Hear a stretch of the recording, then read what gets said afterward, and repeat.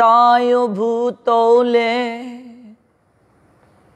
श्रीमते भक्ति प्रपन्न ज्योति स्वामिति नामिने नमो आचार्य पादाय दैन्यभूषण मुकुटमने गुरु करुणामूर्तये क्षमा धैर्य शिरोमणे वंदे वृंदावन गुरु कृष्णं कमललोचनं वल्लभी वल्लभां देवं श्रीराधालिंगित विग्रहं वंदे श्रीकृष्ण चैतन्य नित्यानंद सहोदित गौरोदये पुष्पवन्तौ चित्रौ सन्धौ तमनुदौ अजानुलंबित भुजौ कनकावदातो संकीर्तनैकपीतरौ कमलायताक्षौ विश्वाम्बरौ द्विजवरौ जुगधर्मपालौ वंदे प्रिय करुणाय अवतारो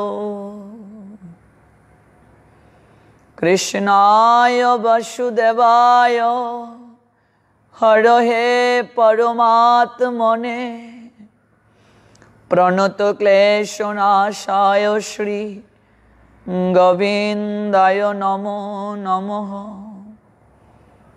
तप्त कांचन गौरांगी राधे वृंदावनेश्वरी वृषभानुसुते देवी प्रणमामि हरिप्रिये वृंदावै तुलसी देवै प्रिया वै केशवश च कृष्ण भक्ति प्रदे देवी सत्यवत्यै नमो नमः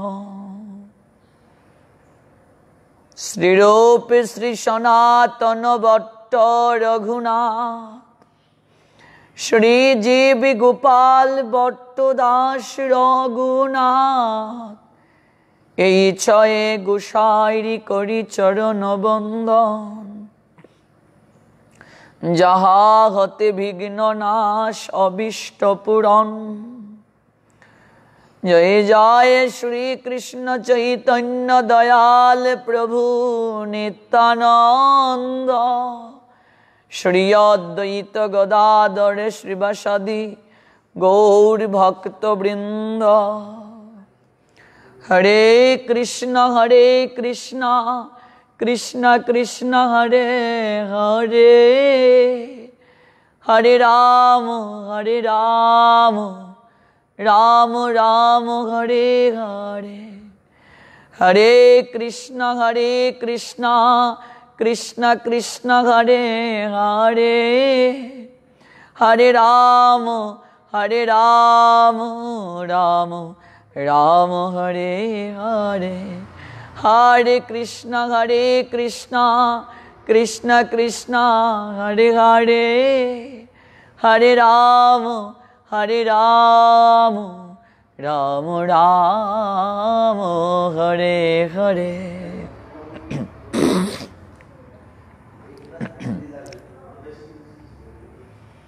शुभ हरिबासर तिथि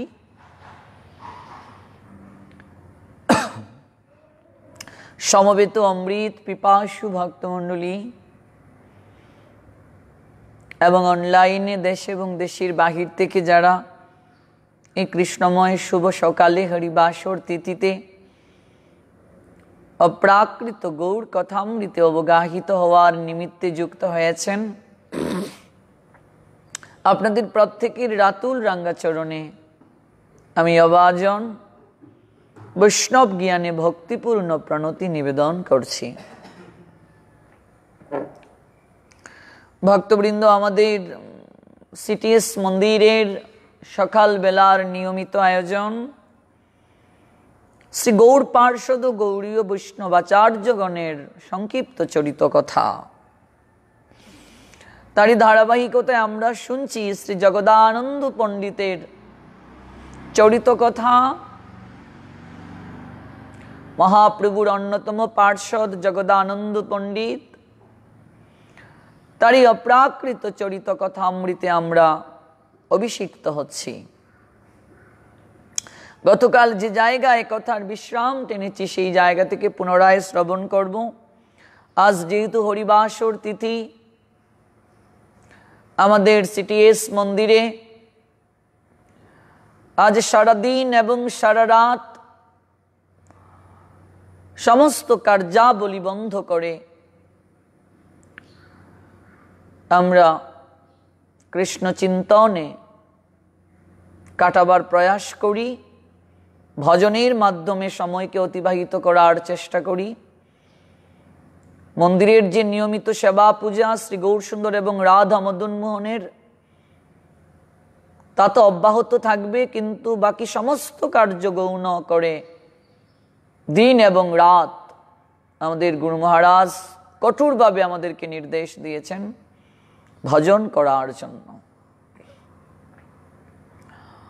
মাসে 2টা দিন আমাদের আচার্যগণ, বৈষ্ণবাচার্যগণ, গোস্বামী বর্গগণ সিদ্ধান্ত দিয়েছেন মাসে 2টো দিন সংসারের সমস্ত কার্য বন্ধ করে ভগবানের জন্য উৎসর্গ করে দিতে হবে। 365 দিনের বাকি সব কটা দিন আমরা অনেক সময় দিচ্ছি সংসারকে, পরিবার পরিজনকে, স্ত্রী পুত্র কন্যা আদিকে। কেবল 24টা দিন বছরে ভগবানের জন্য রাখতে হবে। যদি এই 24টা দিন আমরা ভগবানকে দিতে পারি, ভগবানের জন্য অতিবাহিত করতে পারি, তাহলে ভগবান বছরের বাকি সবকটা দিন আমাদেরকে ভালো রাখবেন। আমাদের পূর্বতন আচার্যগণ জগৎগুরু শ্রীল ভক্তি সিদ্ধান্ত সরস্বতী গোস্বামী ঠাকুর প্রভুপাদ এই একাদশী ব্রতকে অত্যন্ত গুরুত্ব সহকারে তার শিষ্য প্রশিষ্যদের মাঝে আদর্শ রেখে গিয়েছেন। মন্দিরেও যারা থাকবে, আমাদের গুরু মহারাজ বলেন, মন্দিরে যারা থাকবে এদিন প্রত্যেককেই অন্য সমস্ত কার্য বন্ধ করে কেবল ভগবত কার্য সম্পাদন করতে হবে। ব্যবসা, কালেকশন, যা কিছু আছে সমস্ত কিছু বন্ধ করতে হবে। ভিক্ষা আদি সমস্ত কিছু বন্ধ করতে হবে। বন্ধ করে কেবল এই 24 ঘন্টা ভগবত আরাধনায় কাটাতে হবে। আমাদের গুরু মহারাজ কঠোরভাবে এই বিষয়টির উপর গুরুত্ব দিয়েছেন। এটা ভজন। এই 24 ঘন্টা ভজনের মাধ্যমে আমরা আমাদের জীবনের প্রাক্তন কঠিন কঠিন পাপকে স্খলন করতে পারি। এবং এই যে ভজন আমরা সঞ্চয় করছি এই হরিবাসর তিথিতে, এর যে গুরুত্ব, এর যে তাৎপর্য, এর যে অ্যাডভান্টেজ, আর কোনো কিছু দ্বারা সেটা রিসিভড করা সম্ভব নয়, প্রাপ্তি সম্ভব নয়। এই জন্য কায় মনোবাক্যে আমাদের সেই দিক থেকে মনোযোগী হতে হবে। এই হরিবাসর তিথি কতটা গুরুত্বপূর্ণ একটু স্পর্শ করে আমরা আমাদের মূল আলোচ্য বিষয়ে যাব, জগদানন্দ পণ্ডিতের চরিত কথায় যাব। কলিযুগ পাবন অবতারী পরমেশ্বর ভগবান শ্রীকৃষ্ণ চৈতন্য মহাপ্রভু তিনি তার মাকে পর্যন্ত এই হরিবাসর তিথিতে, একাদশী তিথিতে অন্ন গ্রহণ করতে নিষেধ করেছেন। তাহলে সচী মা কি জানেন না একাদশী তিথিতে অন্ন গ্রহণ করা উচিত নয়? সচী মা কি সাধারণ কেহ? ঋষিকেশ প্রভু, যার কুল আশ্রয় করে ভগবান এসেছেন, সেই সচিমা কি সাধারণ কেহ? হ্যাঁ, তাহলে তাকে কেন মহাপ্রভু এই নির্দেশ প্রদান করলেন? জগৎ জীবকে শিক্ষা দেওয়ার জন্য। মহাপ্রভু তার মাকে যদি ছাড় না দেন, তাহলে আমরা যারা একাদশী তিথিতে অন্ন গ্রহণ করছি, একাদশী তিথি পালন করছি না, আমাদেরকে কি মহাপ্রভু ছাড় দেবেন? তার মাকে পর্যন্ত ছাড় দেননি। একদিন মাতার চরণে প্রভু করিয়া প্রণাম, মায়ের চরণে প্রণাম দিচ্ছেন প্রভু। প্রভু কহে মাতা মুড়ে দেহ এক দান। চৈতন্য চরিতামৃতে কবিরাজ গোস্বামী পাদ লিখেছেন। একদিন আমার গৌর হরি গুড়াচাঁদ প্রভু মমতাময়ী মায়ের চরণে প্রণাম দিয়ে বলছেন, মাতা আমি তোমার নিকটে একটা ভিক্ষা চাই। কতটুকু ভালোবাসতেন সচিমা নিমাইকে, অতুলনীয়। প্রত্যেক মাই তার সন্তানকে অসীম ভালোবাসে, কিন্তু আমার গৌর হরি সচিমায়ের নয়নের মণি, কারণ তার পূর্বে অনেক সন্তান সচিমার মারা গিয়েছে।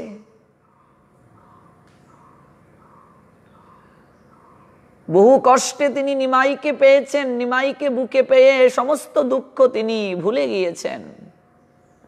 নয়নের মণি সেই নিমাই যখন মাকে বলছেন, মা তোমার কাছে একটা ভিক্ষা চাই, মায়ের মন কি হতে পারে?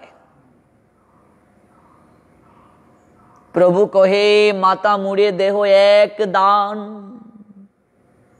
মা আমি তোমার কাছে একটা দান চাইছি, ভিক্ষা চাইছি। এবার সচিমা বলছেন, পুত্র বলো তুমি কি চাও? তুমি কি চাও পুত্র? যে তুমি মাগিবা, তুমি যা ভিক্ষা চাইবে আমি তোমাকে তাই দেব। প্রভু কহে একাদশীর দিন অন্ন না খাইবা। মহাপ্রভু সচিমাকে বলছেন একাদশীর দিন অন্ন গ্রহণ করবে না। একাদশীর দিন অন্ন না খাইবা নির্দেশ দিয়েছেন। মা একাদশীতে অন্ন গ্রহণ করতে পারবে না। পুত্রের কথা শুনে শচী জননী বলছেন, পুত্র কথা দিলাম আজ থেকে আমি অন্ন গ্রহণ করব না, অন্ন গ্রহণ করব না। এখানে অন্ন বলতে কি বোঝানো হয়েছে? অন্ন শব্দটি সংস্কৃত শব্দ। আমরা জানি অন্ন মানে ভাত, কিন্তু অন্ন শব্দের একাধিক অর্থ রয়েছে। এই জায়গায় অন্ন বলতে বোঝানো হয়েছে সম্যকভাবে আহার। অর্থাৎ গৌর হরি সচিমার নিকট ভিক্ষা চাইলেন, মা আজ থেকে একাদশীতে তুমি কোনো প্রকার আহার গ্রহণ করতে পারবে না। অন্ন মানে সম্যকভাবে আহার, কোনো প্রকার আহার গ্রহণ করা যাবে না। অনেক লোকেরা অর্থ না বুঝে, ব্যাখ্যা না বুঝে, টিকাকারগণ কি ব্যাখ্যায় নির্দেশ দিয়েছেন আমাদেরকে, কি তত্ত্ব নির্দেশ দিয়েছেন, এগুলো না বুঝে যে অন্ন মানে যেহেতু ভাত, মহাপ্রভু সচিমাকে ভাত বলতে নিষেধ করেছেন, ভাত খেতে, আর বাকি সমস্ত কিছু খাওয়া যাবে, এরকম নয়। এই জন্য চৈতন্য চরিতামৃতের এক একটা শব্দের অর্থ বুঝতে গেলে ভজন করতে হবে, সৎ গুরুদেবের আনুগত্যে থেকে ভজন করতে হবে। হ্যাঁ, এখানে অন্ন মানে ঋষিকেশ প্রভু কি বোঝানো হয়েছে? সম্যকভাবে আহার। অন্ন মানে কি বোঝানো হয়েছে?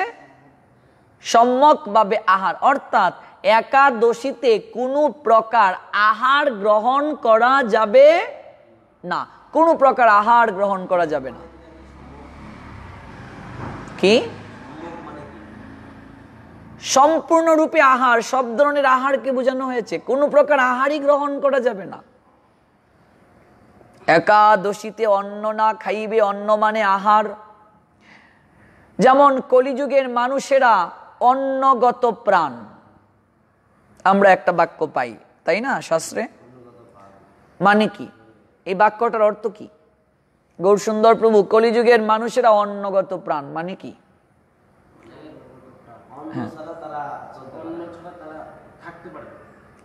তার মানে বাদ ছাড়া থাকতে পারবে না নাকি? তো বাদ ছাড়া যদি থাকতে না পারে, তাহলে ভারতের অনেক রাষ্ট্রে, রাজস্থান কিংবা ব্রজবাসী, ওরা তো ভাত খায় না, ওরা কিভাবে থাকে? হ্যাঁ, এটা ইম্পর্টেন্ট কথা। কলিযুগের মানুষেরা আহার ছাড়া বাঁচতে পারবে না। অন্নগত প্রাণ মানে ভাত ছাড়া থাকতে পারবে না তা নয়। তাহলে মেক্সিকোর প্রধান খাদ্য ভুট্টা, তো মেক্সিকোর মানুষেরা ভাত না খেয়ে কি করে থাকে ভুট্টাকে? আয়ারল্যান্ড দেশের প্রধান খাদ্য হচ্ছে আলু, তো আয়ারল্যান্ডের মানুষেরা তো ভাত খায় না, আলু খায়, তো আলু খেয়ে কি করে থাকে? যারা চায় না ওরা তো অধিকাংশরাই ভাত কম খায়, তাহলে ওরা কিভাবে থাকে? কিভাবে থাকে প্রীতম প্রভু?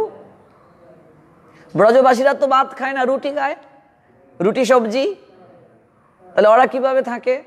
রাজস্থানে তো ভাত খায় না, রুটি খায়, রাজস্থান রাষ্ট্রে, অধিকাংশ রাষ্ট্রে গিয়ে দেখো ভাত খায় না, তাহলে ওরা কিভাবে থাকে?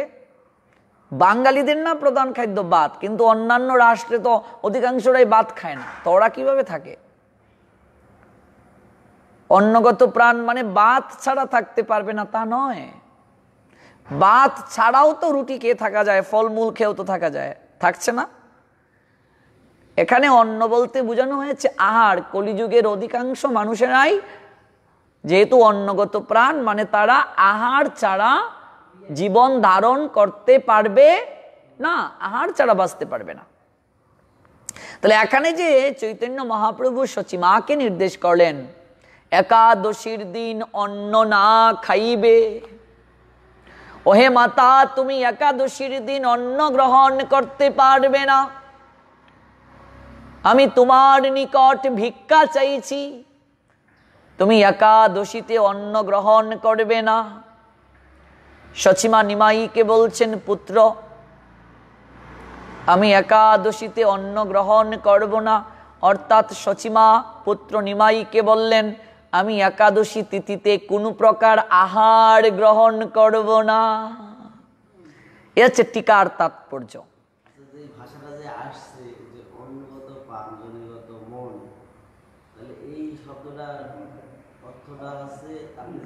আহার ছাড়া বাঁচতে কলিযুগের মানুষেরা পারে না, আর অধিকাংশ কলিযুগের মানুষের মনই কামনায় আসক্ত, জুনিগত মন মানে কামনায় পর্যবসিত। অন্নগত প্রাণ, আহার ছাড়া কলিযুগের মানুষেরা বাঁচতে পারবে না, আর জুনিগত মন, অধিকাংশ কলিযুগের মানুষেরা, অধিকাংশের বেশি কলিযুগের মানুষেরা, প্রায় সবাই, প্রায় শব্দটা, প্রায় মানে কি, হয়তো কয়েকজন বাদ, প্রায় কলিযুগের প্রায় মানুষেরাই কামনার দ্বারা পর্যবসিত। কামনা ব্যতীত কলিযুগের মানুষের জীবন ধারণ, কামনা চরিতার্থ ব্যতীত কলিযুগের মানুষের জীবন ধারণ করা অসম্ভব। প্রায় শব্দটা বলা হয়েছে, কিন্তু কামনা বর্জন করে কামনার ঊর্ধ্বে উঠেও অনেকেই কলিযুগের মানুষের মাঝে আছে, এই জন্য প্রায় শব্দটা ব্যবহার করা হয়েছে।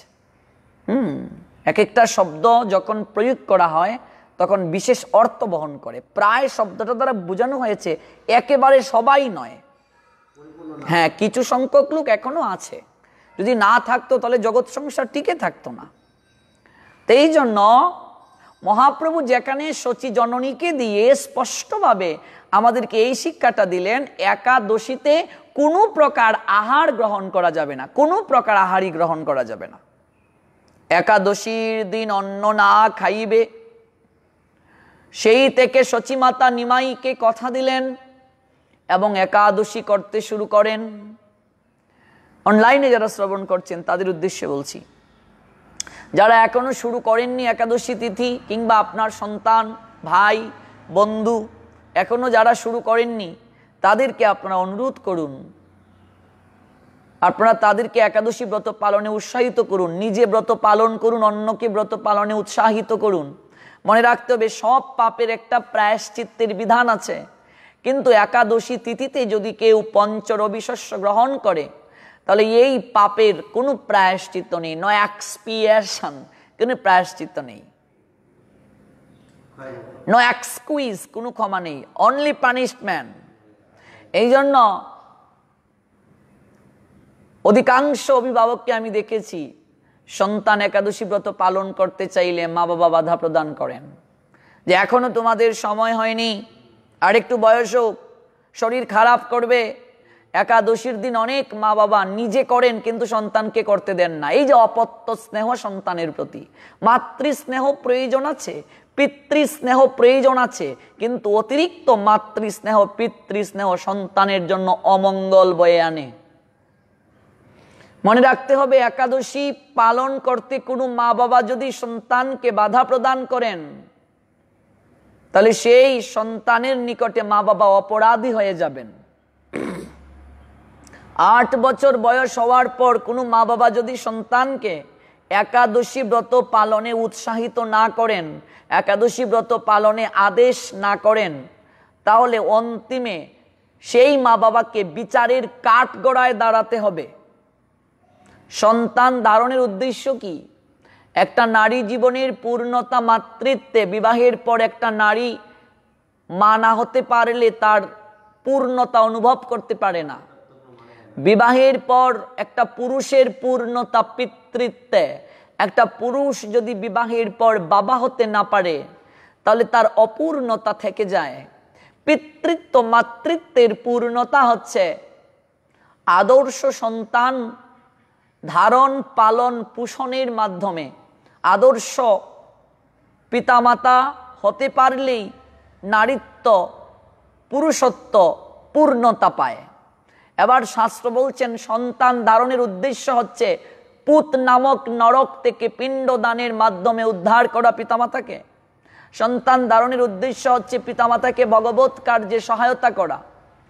তাহলে আমি যে সন্তান ধারণ করলাম, সন্তান জন্ম দিলাম, এটা কি কেবল আমার ইন্দ্রিয় তর্পণের ফসল সন্তান, নাকি সেই সন্তান ভগবত কার্যে লাগানোর জন্য, কৃষ্ণ ভাবনায় লাগানোর জন্য? এই যে আমাদের প্রীতম কৃষ্ণ দাসজির পিতামাতা, ভাবা যায়? গাইবান্ধা, পলাশবাড়ি উপজেলা, দুর্গাপুর গ্রাম, একমাত্র ছেলে মা বাবার। সেই মা বাবা তাকে পাঠিয়ে দিয়েছেন। এটা ভাবা যায়, কল্পনা করা যায়? হ্যাঁ, আমি এরকমও দেখেছি 5 ছেলে 6 ছেলে মা বাবার ভক্তি যাজন করছে, বাধা প্রদান করে পাগলের মতো হয়ে যায়। সর্বনাশ, আমার ছেলে চলে যাবে। কতটা স্বার্থবাদী আমরা! নিজেদের ইন্দ্রিয় তর্পণের ফসল রূপে সন্তান উৎপাদন করি, আর সেই সন্তান ভগবত কার্যে না লাগিয়ে সেই সন্তানকে আমরা নিজেদের স্বার্থের জন্য ব্যবহার করছি। তারও জবাব দিতে হবে ভগবানের কাছে। অহংকার করার কিছু নেই। আমার আমার আমার বলে অহংকার করছি, আমার ছেলে, আমার মেয়ে। ভগবান চাইলে 1 সেকেন্ডের মাঝে নিঃসন্তান বানিয়ে দিতে পারে আমাকে। অহংকার করার কিছু নেই। ভগবানের আমানত ভগবান দিয়েছেন, ভগবান চাইলে আবার কেড়ে নিতে পারেন। অনলাইনে উনার মা আমার প্রবচন শুনেছে, প্রীতম কৃষ্ণ দাসের মা অনলাইনে আমার প্রবচন শুনেছে। আমি উনাকে দেখিনি কখনো বাস্তবে, এখনো অনলাইনে প্রবচন শুনে উনি পাগলের ন্যায় হয়ে গেছে। একদিন নাম্বার সংগ্রহ করে আমাকে কল দিলেন। আমি তো অবাক, যে বলছেন, প্রভু আপনার প্রবচন শুনে আমার হৃদয় দ্রবীভূত হয়ে গেছে। কেমন হয়ে গেছি আমি! বহুদিন ইচ্ছে আপনার সঙ্গে কথা বলার। যে বাবা, আমার একটাই ছেলে, ওই ছেলেটাকে আমি আপনার নিকট পাঠিয়ে দিতে চাই। আমি বলছি, আমি জীবাদম মূর্খ, আমি নিজেই তো এখনো সঠিক জায়গাতে আসতে পারছি না। বলছে, আমি এত কিছু বুঝিনি। ছেলেটাকে দেখালো প্রীতম কৃষ্ণকে পাঠ, সে পাঠ শুনে ফেসবুকে ছবি দেখে ও পাগল চলে আসবে।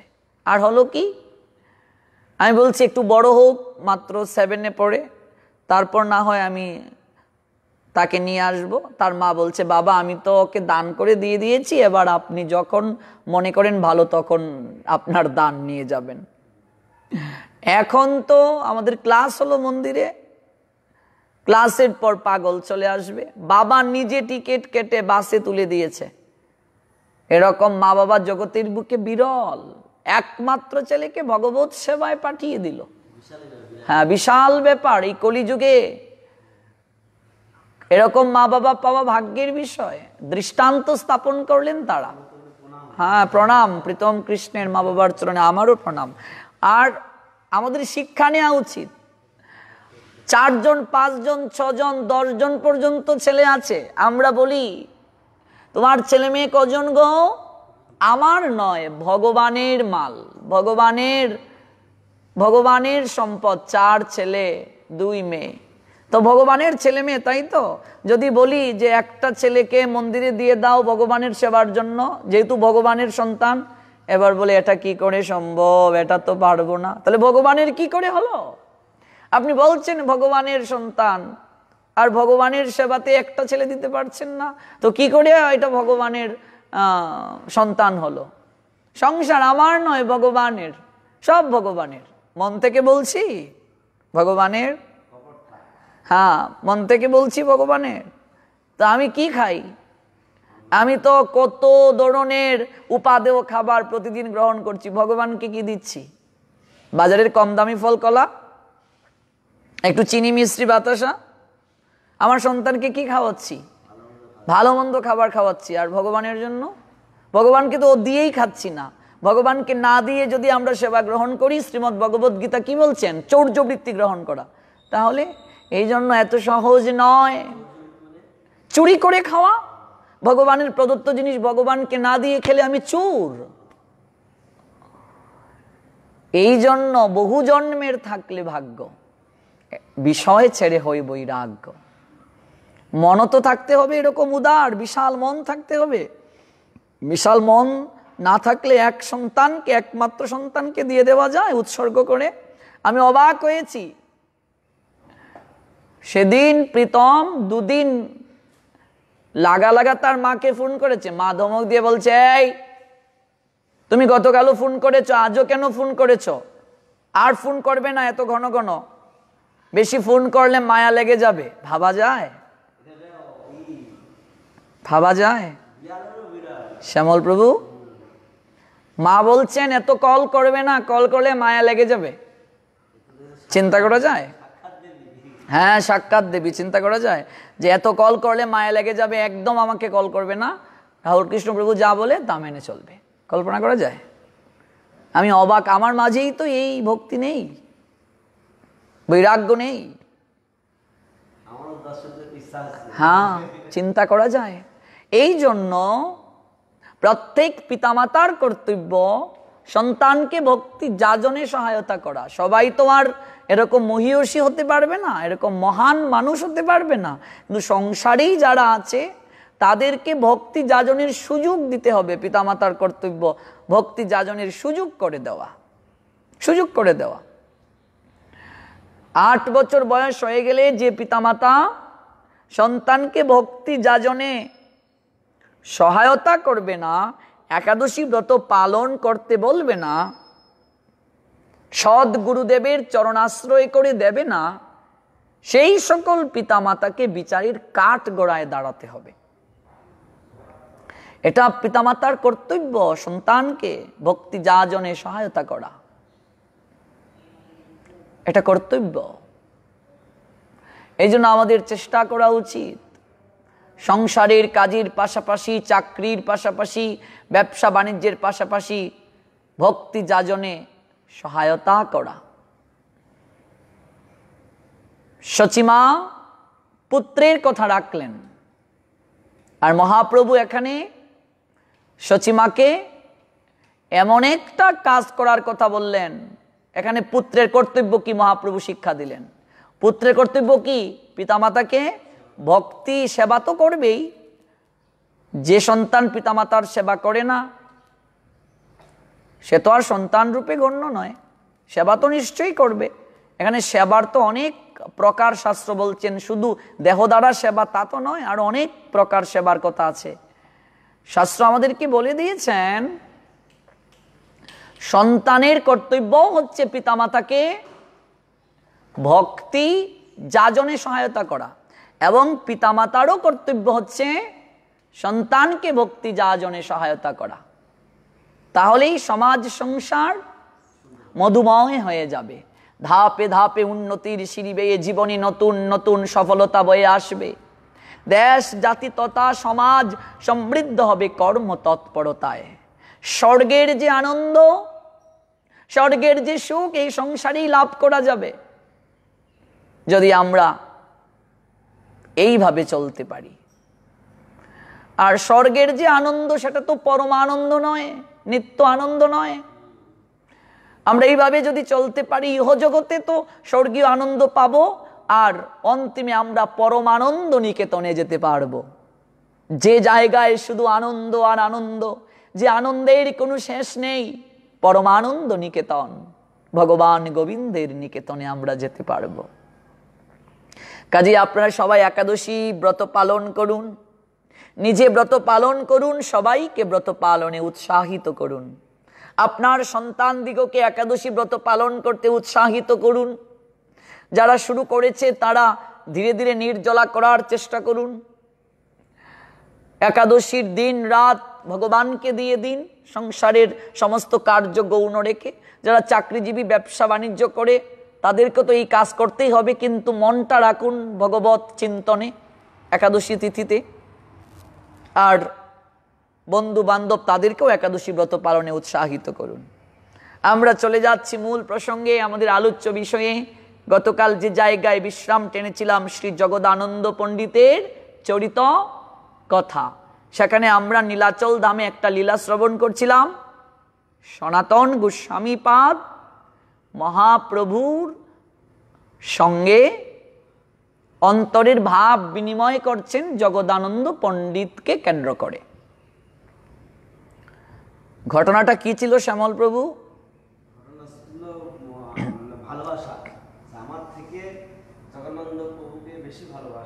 সনাতন বলছে আমার থেকেও প্রভু তুমি জগদানন্দ দাদাকে বেশি ভালোবাসো। কেন সনাতনের মনে এই প্রশ্নটা জাগলো যে মহাপ্রভু জগদানন্দকে বেশি ভালোবাসেন? জগদানন্দ প্রভুকে শাসন করেছে এবং আঘাত করেছে, আর ওনাকে ভালোবেসেছে কিন্তু শাসন তো করেনি। সনাতন বলছেন যে প্রভু আমি এতদিন তোমার সঙ্গে থাকি, কই তুমি তো আমাকে শাসন করোনি, তুমি তো আমার গায়ে হাত তুলোনি। আর জগদানন্দ দাদা আমাকে একটা কথা বলতে গেল আর তুমি ক্ষিপ্ত হয়ে তাকে বকতে গেলে, তাকে তুমি মারতে গেলে। কাকে শাসন করা যায়, কার গায়ে হাত তোলা যায়? যার প্রতি অধিকার বেশি, যার প্রতি ভালোবাসা বেশি। আমি বুঝতে পেরেছি যতই তুমি আমাকে বলো তুমি আমায় ভালোবাসো, কিন্তু জগদানন্দ দাদা আমার থেকেও তোমার নিকটে বেশি আদরণীয়, তুমি তাকে বেশি ভালোবাসো। সেটা তো অবশ্যই আছে, আমরা ধীরে ধীরে শুনবো। চৈতন্য চরিতামৃতের অন্তলীলার 4র্থ পরিচ্ছেদে কবিরাজ গোস্বামীপাদ সেই অপ্রাকৃত সুধামৃত আস্বাদন করিয়েছেন। কালিকার বটুয়া জগা হইছে গর্বী হইল, তোমার সবারেহ উপদেশ করিতে লাগিল, ব্যবহারে পরমার্থে তুমি তার গুরু তুল্য, তোমার উপদেশ করে না জানে আপন মূল্য, আমার ওই উপদেশটা তুমি প্রামাণিকার্য, তোমার উপদেশে বালকা করে হইছে কার্য। এই জায়গাতে মহাপ্রভু সনাতনকে তিনি মর্যাদা প্রদান করে বলছেন যে তোমাকে জগদানন্দ শাসন করে উপদেশ দেয়, আমি তোমাকেও সম্মান করি। মহাপ্রভু সনাতনকে বলছেন তুমি আমাকে উপদেশ দাও,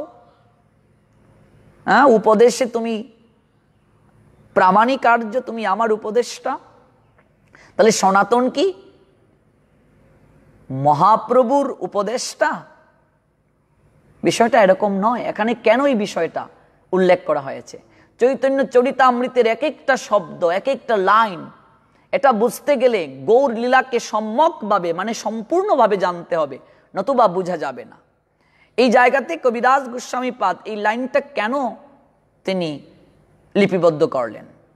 কেন মহাপ্রভু এই জায়গাতে এটা বলতে গেলেন? প্রথম কথা হচ্ছে, মর্যাদা লঙ্ঘন ভগবান সহ্য করতে পারেন না, এটা আমরা গতকাল বিস্তারিত আলোচনা করেছি। মর্যাদা প্রদান হয় বা মর্যাদা রক্ষণ হয় সাধুর ভূষণ, মর্যাদা লঙ্ঘন করলে হয় নরকে গমন।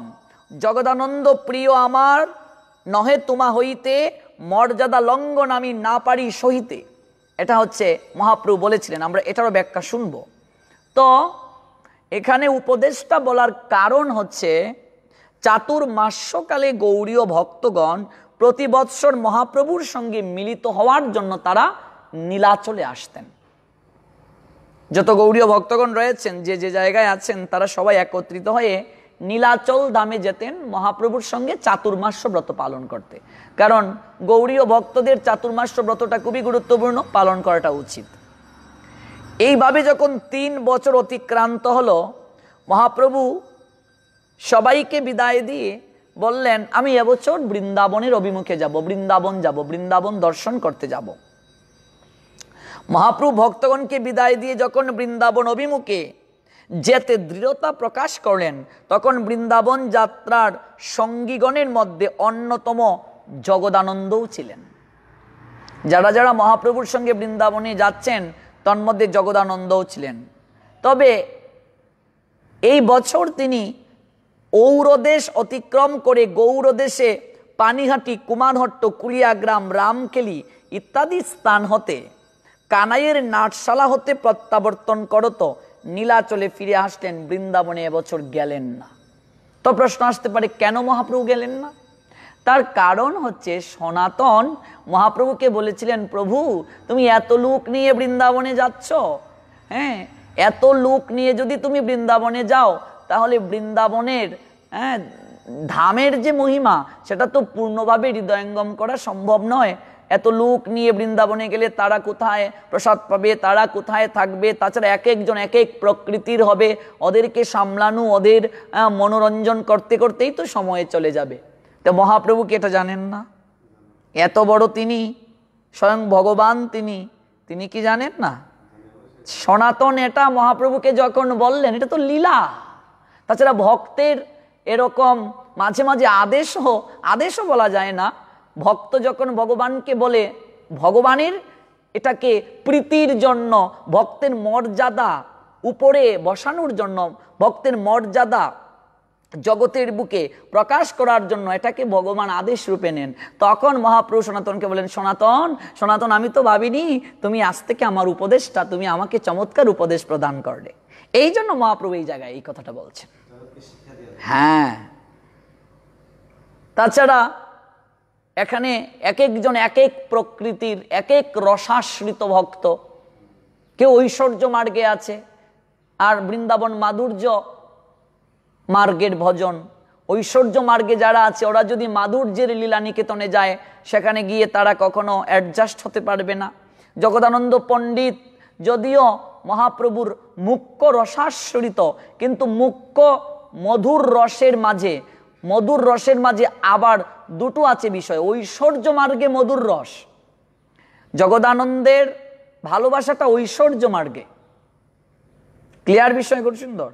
ঐশ্বর্য মার্গে, কারণ জগদানন্দ ছিলেন তো সত্যভামা যদিও ভগবান কৃষ্ণের সঙ্গে মধুর রস আস্বাদন করেছেন, কিন্তু এটা বৃন্দাবনের মধুর রস নয়, এটা হচ্ছে ঐশ্বর্য মার্গে মধুর রস। আর এটা পরকীয়া নয়, স্বকীয়া। আর পরকীয়া মধুর রস সর্বশ্রেষ্ঠ, গোপীদের যে মধুর রস আস্বাদন। আর জগদানন্দ তিনি যেহেতু সত্যভামা দেবী স্বকীয়া ঐশ্বর্য মার্গে মধুর রস আস্বাদন করছেন। কাজে জগদানন্দ বৃন্দাবনে যদি যান, তাহলে বৃন্দাবনে গিয়ে তিনি মধুর রসের সঙ্গে নিজেকে মিলাতে পারবেন না, কারণ তিনি ঐশ্বর্য মার্গে ভগবানকে ভজনা করেন। এই জন্যই তো ভালো ভালো খাবার মহাপ্রভুকে খাওয়াতে চান, হ্যাঁ, সুগন্ধি তেল গায়ে মাখাতে চান, ঐশ্বর্য। তার ভজনটা ঐশ্বর্য। যেমন লক্ষ্মী ঐশ্বর্য মার্গে ভগবানের ভজনা করেন, কিন্তু রাধারানী মাধুর্য মার্গে মধুর রসে ভগবানের সেবা করেন। এই যে পার্থক্য। আর ঐশ্বর্য মার্গে যারা, তারা বৃন্দাবনে প্রবেশ করার অধিকার রাখে না। এই জন্য লক্ষ্মী বৃন্দাবনে প্রবেশ করতে পারেন না। লক্ষ্মী থাকেন বৈকুণ্ঠে আর রাধারানী থাকেন গোলক বৃন্দাবনে। হ্যাঁ, লক্ষ্মী থাকেন কোথায়?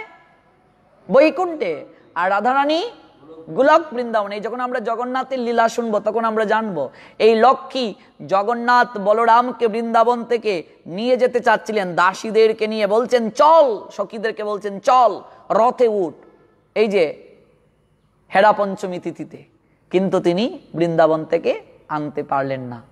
কারণ লক্ষ্মী ঐশ্বর্য মার্গে ভজনা করেন। ঐশ্বর্য যেখানে মাধুর্য সেখানে থাকতে পারে না। ঐশ্বর্য মাধুর্য জলার তেলের ন্যায়। এই জন্য শাস্ত্রের অনেক আচার্যগণ এরকম সিদ্ধান্ত দিয়েছেন, যেমন শঙ্খ হচ্ছে কি সত্যগুণের প্রতীক, স্বর্ণ হচ্ছে রজ। তো শঙ্খ হচ্ছে মাধুর্য আর স্বর্ণ ঐশ্বর্য। এই জন্য শঙ্খকে স্বর্ণ দ্বারা না বাঁধানোই উচিত। শঙ্খকে স্বর্ণ দ্বারা বাঁধালে ঐশ্বর্য মাধুর্য একত্রিত হবে, আর ঐশ্বর্য মাধুর্য এক জায়গায় থাকলে ঝগড়া সৃষ্টি হবে, কলহ সৃষ্টি হবে। ঐশ্বর্য মাধুর্য এক জায়গায় থাকতে পারে না। মাধুর্য যেখানে সেখানে ঐশ্বর্যের স্থান নেই। ভগবান কৃষ্ণ মধুর রসে বৃন্দাবনে লীলাবিলাস করেছেন। বৃন্দাবনে তিনি রাখাল রাজা, সকাদের এটু ফল খেয়েছেন, উচ্ছিষ্ট খেয়েছেন। বন থেকে পাতা লতা দিয়ে তারা কানাইয়ের মনোরঞ্জন করেছে, মালা গেতে গলায় পরিয়ে দিয়েছে। যশোমতী মা কান্দরে উঠবস করিয়েছে, নন্দ মহারাজ জুতা বুজা বহন করিয়েছে। কিন্তু মথুরা দ্বারকায় এই লীলা নেই, সেখানে ঐশ্বর্য লীলা। দ্বারকায় তিনি রাজা অধীশ্বর, তাকে খালি গায়ে পর্যন্ত কেউ দেখে নাই। সুদামা যেদিন গিয়েছিলেন সেই দিন কেবল দ্বারকাবাসী খালি গায়ে ভগবানকে দেখেছিল, কৃষ্ণকে। আর কোনোদিন খালি গায়েই দেখেনি প্রধান মহিষী ছাড়া, আর কেউ দেখে নাই, সাধারণ ভক্তরা দেখে নাই খালি গায়ে। কিন্তু বৃন্দাবনে তিনি কি, এটাই হচ্ছে পার্থক্য। মধুর রস আর হচ্ছে ঐশ্বর্য রস, এই পার্থক্য। আরো অনেক ব্যাখ্যা আছে, এগুলো বিস্তারিত না শুনলে বোঝা যাবে না, ধীরে ধীরে আমরা বুঝতে পারবো, উপলব্ধি করতে পারবো। তো এই জন্য উপদেশটা এখানে বলার কারণ হচ্ছে এটা। আর এই কথাটা শুনে মহাপ্রভু আবার সনাতনকে বললেন যে দেখো সনাতন, জগদানন্দ প্রিয় আমার নহে তোমা হইতে, মর্যাদা লঙ্ঘন আমি না পারি সইতে। জগদানন্দ পণ্ডিতের শুদ্ধ প্রেম রসে বশীভূত আছেন মহাপ্রভু। এরপরও তিনি মর্যাদা স্থাপনের জন্য সনাতন গোস্বামীর মর্যাদা যেন লঙ্ঘন না হয় সকলকে সাবধান করলেন। কারণ মর্যাদা প্রদান করতে হবে। আজকে মহাপ্রভু যদি শাসন না করেন তাহলে পরবর্তীতে এই আচরণটা অনেকে গ্রহণ করতে পারে। তাহলে জগদানন্দ প্রিয় আমার নহে তোমা হইতে, এই জায়গায় এই কথাটা কেন বলা হলো? কারণ সনাতন তিনি ব্রজলীলাতে মঞ্জুরি ছিলেন, পরকীয়া ভাবে ভগবানের আরাধনা করতেন, আর এখনো তিনি সেই রস আস্বাদন করছেন। আর জগদানন্দ সত্যভামা স্বকীয়া ঐশ্বর্য মধুর রস আস্বাদন করছেন। এই জন্য স্বকীয়া থেকে পরকীয়া শ্রেষ্ঠ, এই দিক থেকে জগদানন্দ থেকে সনাতন শ্রেষ্ঠ। ক্লিয়ার শ্যামল প্রভু? কারণ সত্যভামা মধুর রস আস্বাদন করলেও সেখানে ঐশ্বর্য ছিল, ঐশ্বর্য মধুর রস। আর ঐশ্বর্য যেখানে থাকবে সেখানে মাধুর্য কখনো পরিপূর্ণ হতে পারে না। মুখ্য পরিপূর্ণ শ্রেষ্ঠ শ্রেষ্ঠ মধুর রস হতে পারে না। ঐশ্বর্য সর্বদা মধুর রসটাকে পূর্ণতার স্তরে নিয়ে যেতে দেবে না। ঐশ্বর্য ছিল। জগদানন্দ পণ্ডিতের যে সেবা, সেই সেবার মাঝে মুখ্য মধুর রস থাকলেও সেখানে ঐশ্বর্য মিশ্রিত ছিল। Clear concept? ঐশ্বর্য এখানে মিশ্রিত ছিল। হ্যাঁ, ঐশ্বর্য ছিল। ঐশ্বর্য মার্গে মহাপ্রভুকে সেবা করতে চাচ্ছে। তাছাড়া মহাপ্রভুর সন্ন্যাস তো অনেক কঠিন ছিল। যেমন তিনি তেল মাখতেন না, সুগন্ধি তেল, কিন্তু জগদানন্দ তাকে সুগন্ধি তেল মাখিয়েই ছাড়বে। তুমি কেন মাখবে না? এই যে ঐশ্বর্য ভাব। কেন মাখবে না তুমি? যার কারণে সুগন্ধি তেলের শিশি ভেঙ্গে ফেলে দিল মহাপ্রভুর সামনে, আছাড় মেরে তেলের শিশি ভেঙ্গে ফেলে দিল। ভালো মন্দ খাবার কেন খাবে না? ভালো মন্দ রান্না করে এখন তুমি খেয়ে উঠতে হবে। এই যে হ্যাঁ, ঐশ্বর্য মার্গে ভজন, এই হচ্ছে পার্থক্য। পার্থক্যটা এই জায়গায়। তো সত্যভামার যেহেতু অবতার জগদানন্দ, কাজী তার মাঝে বাম্য স্বভাব থাকবে, থাকাটা স্বাভাবিক। আর এই বাম্য স্বভাব থাকার কারণে মহাপ্রভুর সঙ্গে প্রায়ই তার কলহ হতো। চৈতন্য চরিতামৃতের অন্তলীলার ৭ম পরিচ্ছেদে শ্রীল কৃষ্ণদাস কবিরাজ গোস্বামী চরণ বলছেন, জগদানন্দ পণ্ডিতের শুদ্ধ গাঢ় ভাব, সত্যভামা প্রায় প্রেম বাম্য স্বভাব, বারবার প্রণহ কলহ করে প্রভু শোনে, অন্যহনে খটমটি চলে দুইজনে। প্রণয় কলহ, এই কলহটা কেমন? প্রীতি থেকে যে কলহ সৃষ্টি হয়, প্রণয় কলহ। মাঝে মাঝে দুজন দাঁত কর্মর কর্মর করেন, কি বলছো তুমি? তো এই যে ঝগড়াটা, এটা কি অন্যান্য ঝগড়ার মতো? প্রণয় থেকে, গভীর ভালোবাসা থেকে যে ঝগড়াটা আসে। এখানে কবিরাজ গোস্বামী চরণ বলছেন, প্রণয় কলহ করে প্রভু শোনে। প্রণয় শব্দটা উল্লেখ করেছেন, প্রণয় কলহ, বারবার প্রণয় কলহ করে প্রভু শোনে, অন্যহনে কটমটি চলে দুইজনে। প্রণয় কলহ, প্রণয় কলহ। আর মহাপ্রভু বলছেন যে জগদানন্দ আমাকে বিষয় বিষয় বুঞ্জাইতে চায়, জগদানন্দ আমাকে বিষয় ভোগ করাতে চায়। চৈতন্য চরিতামৃতের মধ্যলীলায় এটা উল্লেখ আছে, জগদানন্দ চাহে আমায় বিষয় বুঞ্জাইতে, যেই কহে সেই বয়ে চাহিয়ে করিতে। আমাকে ভয় পাইয়ে শাসন করিয়ে আমাকে যে কোনোভাবে বিষয় ভোগ করাতে চায়। কবু যদি ইহার বাক্য করিয়ে অন্যতা, ক্রুদে 3 দিন মুড়ে নাহি কহে কথা। গৌরসুন্দর কি বুঝলে? কি বুঝেছ?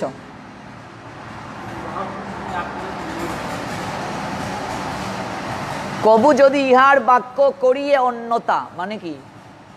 যদি আমি তার বাক্য পালন না করি, যদি আমি তার কথা না শুনি, মহাপ্রভু বলছেন কবু যদি ইহার বাক্য করিয়ে অন্যতা। এই পদ্মনা প্রভু ঘুমিয়ে যাচ্ছ, বলছে কি কবু যদি ইহার বাক্য করিয়ে অন্যতা, মানে কি?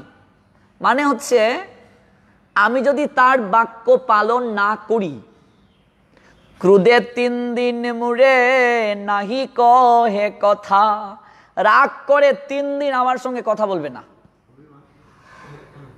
যদি তার কথা আমি পালন না করি, তার মতো না চলি, তাহলে 3 দিন আমার সঙ্গে সে কথাই বলবে না। কে মহাপ্রভুর সঙ্গে এই কার্য করে? জগদানন্দের মতো ঝগড়া আর কেউ করে নাই মহাপ্রভুর সঙ্গে। জগদানন্দ যেভাবে ঝগড়া মহাপ্রভুর সঙ্গে করতেন, এই ঝগড়া আর কেউ করে নাই। তাহলে ওই ঝগড়াটা কি মহাপ্রভুর আনন্দ প্রদান করত না কষ্ট দিত? আনন্দই প্রদান করত। ওই ঝগড়াটার মাঝেও আনন্দ খুঁজে পেতেন মহাপ্রভু। প্রীতি ছিল, প্রণয় ছিল। হ্যাঁ, এই জন্য মহাপ্রভুর তাতে ভালোই লাগতো, আনন্দই লাগতো। তো যার কারণে জোর করে জগদানন্দ মহাপ্রভুকে প্রসাদ পাইয়েছিলেন। এবার আমরা আরেকটা চমৎকার মান অভিমানের লীলা শ্রবণ করবো আজ। এভাবে আস্বাদন করে তো 1 মাসই আস্বাদন করতে পারি জগদানন্দের চরিত কথা। হ্যাঁ, কেবলমাত্র জগদানন্দের চরিত কথাও যদি গুরুদেবের কৃপায় আমরা শ্রবণ করি, 1 মাসেও কিঞ্চিত আস্বাদন করা যাবে না। এই তো প্রায় 1 সপ্তাহের মতো হয়ে যাচ্ছে আমরা শুনছি কেবল জগদানন্দেরই চরিত কথা। এইভাবে বিস্তারিত শুনতে হবে, না শুনলে তো হবে না। এইভাবে যদি প্রতিদিন আমরা শ্রবণ করি, আমার মনে হয় অনেক বিষয় আমরা জানতে পারবো। এইভাবে যদি আমরা প্রতিদিন শ্রবণ করি, হ্যাঁ, অনেক কিছু আমরা জানতে পারবো। তবে বিস্তারিত শুনতে হবে, একেবারে প্রত্যেক পার্শ্বদের কথা বিস্তারিত শুনতে হবে। তো আমরা আজকে আরেকটা চমৎকার লীলা শ্রবণ করব। মান অভিমানের লীলা, প্রণয়, কলহ, সেটা হচ্ছে চৈতন্য চরিতামৃত, অন্তলীলা, দ্বাদশ পরিচ্ছেদ। জগদানন্দের প্রেমের স্বরূপ যারা উপলব্ধি করতে পারবে তারাও প্রেমদন লাভ করবে। কাজে এই লীলাগুলো যদি আমরা শ্রবণ করি তাহলে অবশ্যই আমাদের মঙ্গল হবে, তাতে কোনো সন্দেহ নেই। আমরা চমৎকার আজকে আরেকটা লীলা শ্রবণ করব, সেটা হচ্ছে আমার মহাপ্রভু সন্ন্যাস গ্রহণের পর সর্বদা তিনি মৃত্তিকায় শয়ন করতেন। কিসে শয়ন করতেন? মাটিতে শয়ন করতেন। কারণ মহাপ্রভুর সন্ন্যাস তো অনেক কঠিন ছিল, আর মহাপ্রভুর এরকম সন্ন্যাস বর্তমানে পালন করা সম্ভব নয়। মাটিতে শয়ন করতেন। সন্ন্যাসী মাটিতে শয়ন করবে? মহাপ্রভুর এত কঠিন সন্ন্যাস ছিল, মহাপ্রভু মাটিতে শয়ন করতেন। এবার মাটিতে কি দিয়ে শয়ন করতেন? তুষক, খাতা, লেপ, কি দিয়ে শয়ন করতেন? না, উত্তরীয় নয়।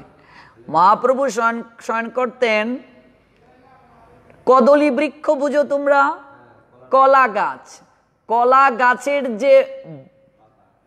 গাছের যে বল্ক বুঝো?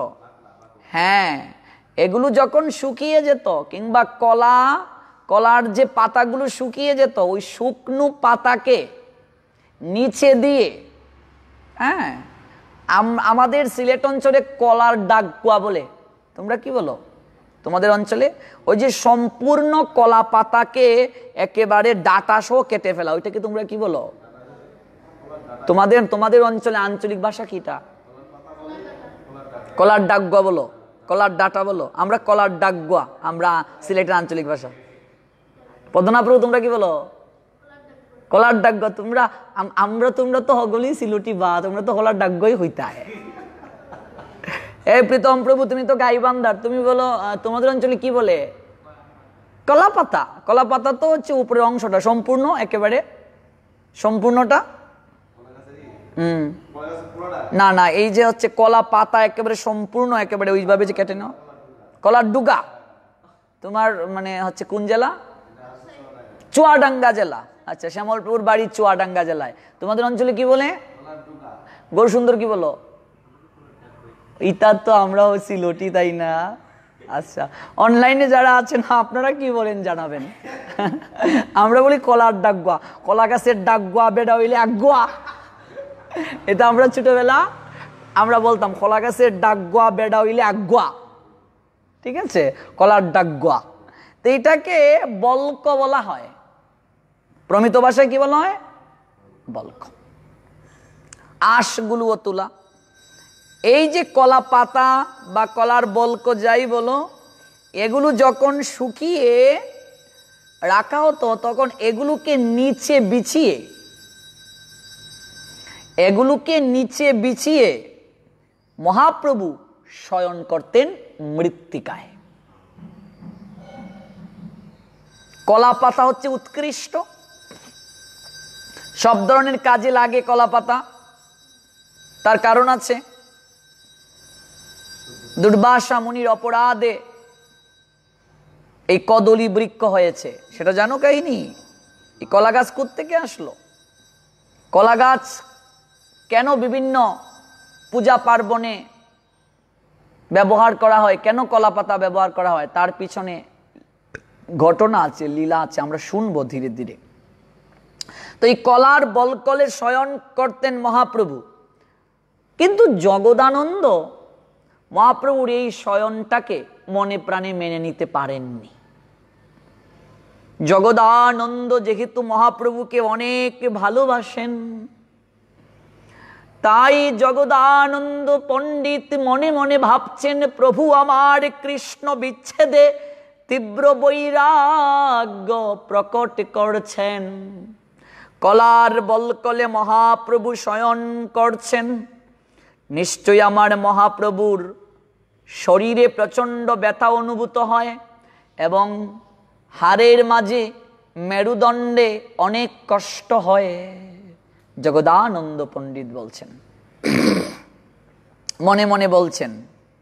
তাছাড়া মহাপ্রভু যে শিওর দেন, আমরা তো বালিশে শিওর দেই, ওই কলার বল্কের মাঝে মহাপ্রভু শিওর প্রদান করেন, মাথা রাখেন, তাহলে কষ্ট হয় না? কলার বল্ক মানে কলার বাকলের মাঝে, আমরা কি দেখো ওই কলার টুঙ্গা, তাই তো, কলা পাতা নিচে বিছিয়ে আর কলার বল্কের মাঝে ওই যে কলার যে আমরা বাকল, তোমরা কি বলো?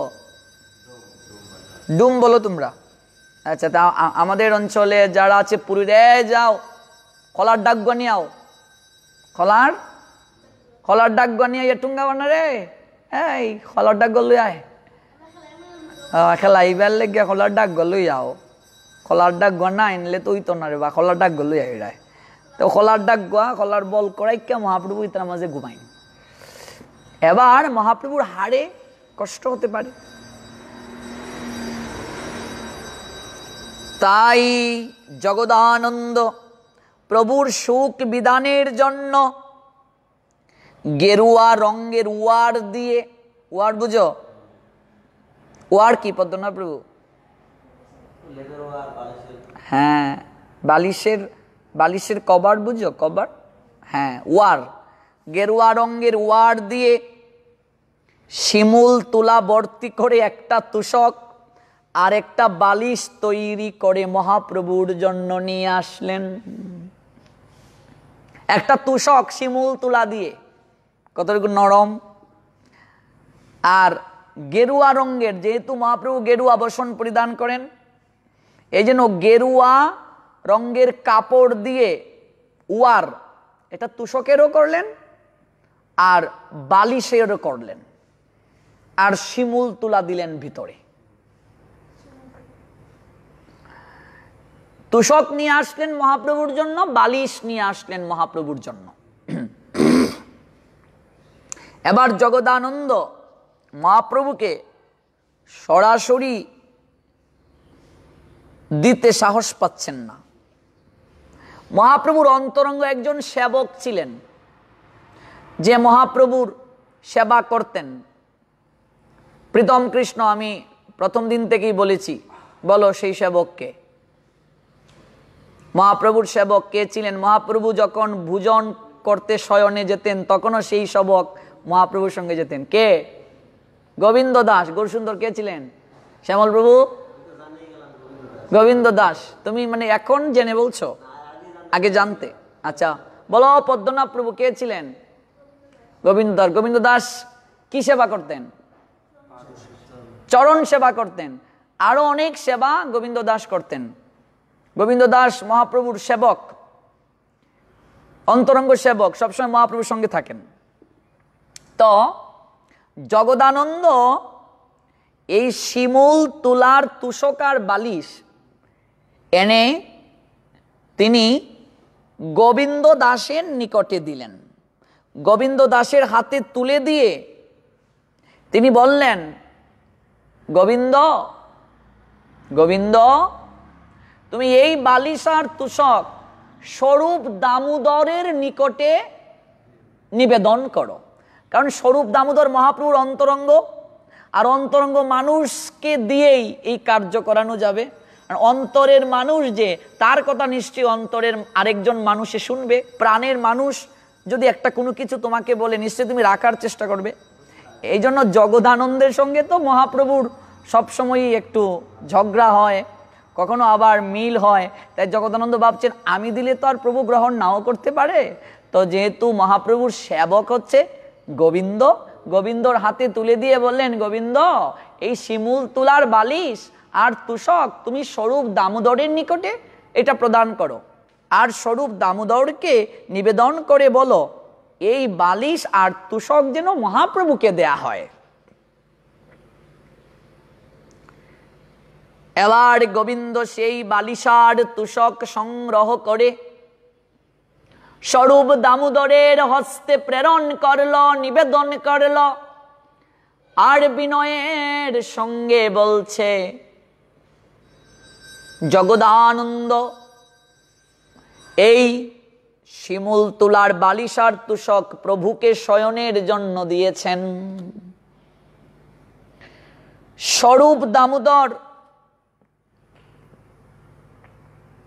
তুষক আর বালিশ সুন্দর করে মহাপ্রভুর শয়ন কক্ষে সাজিয়ে রাখলেন।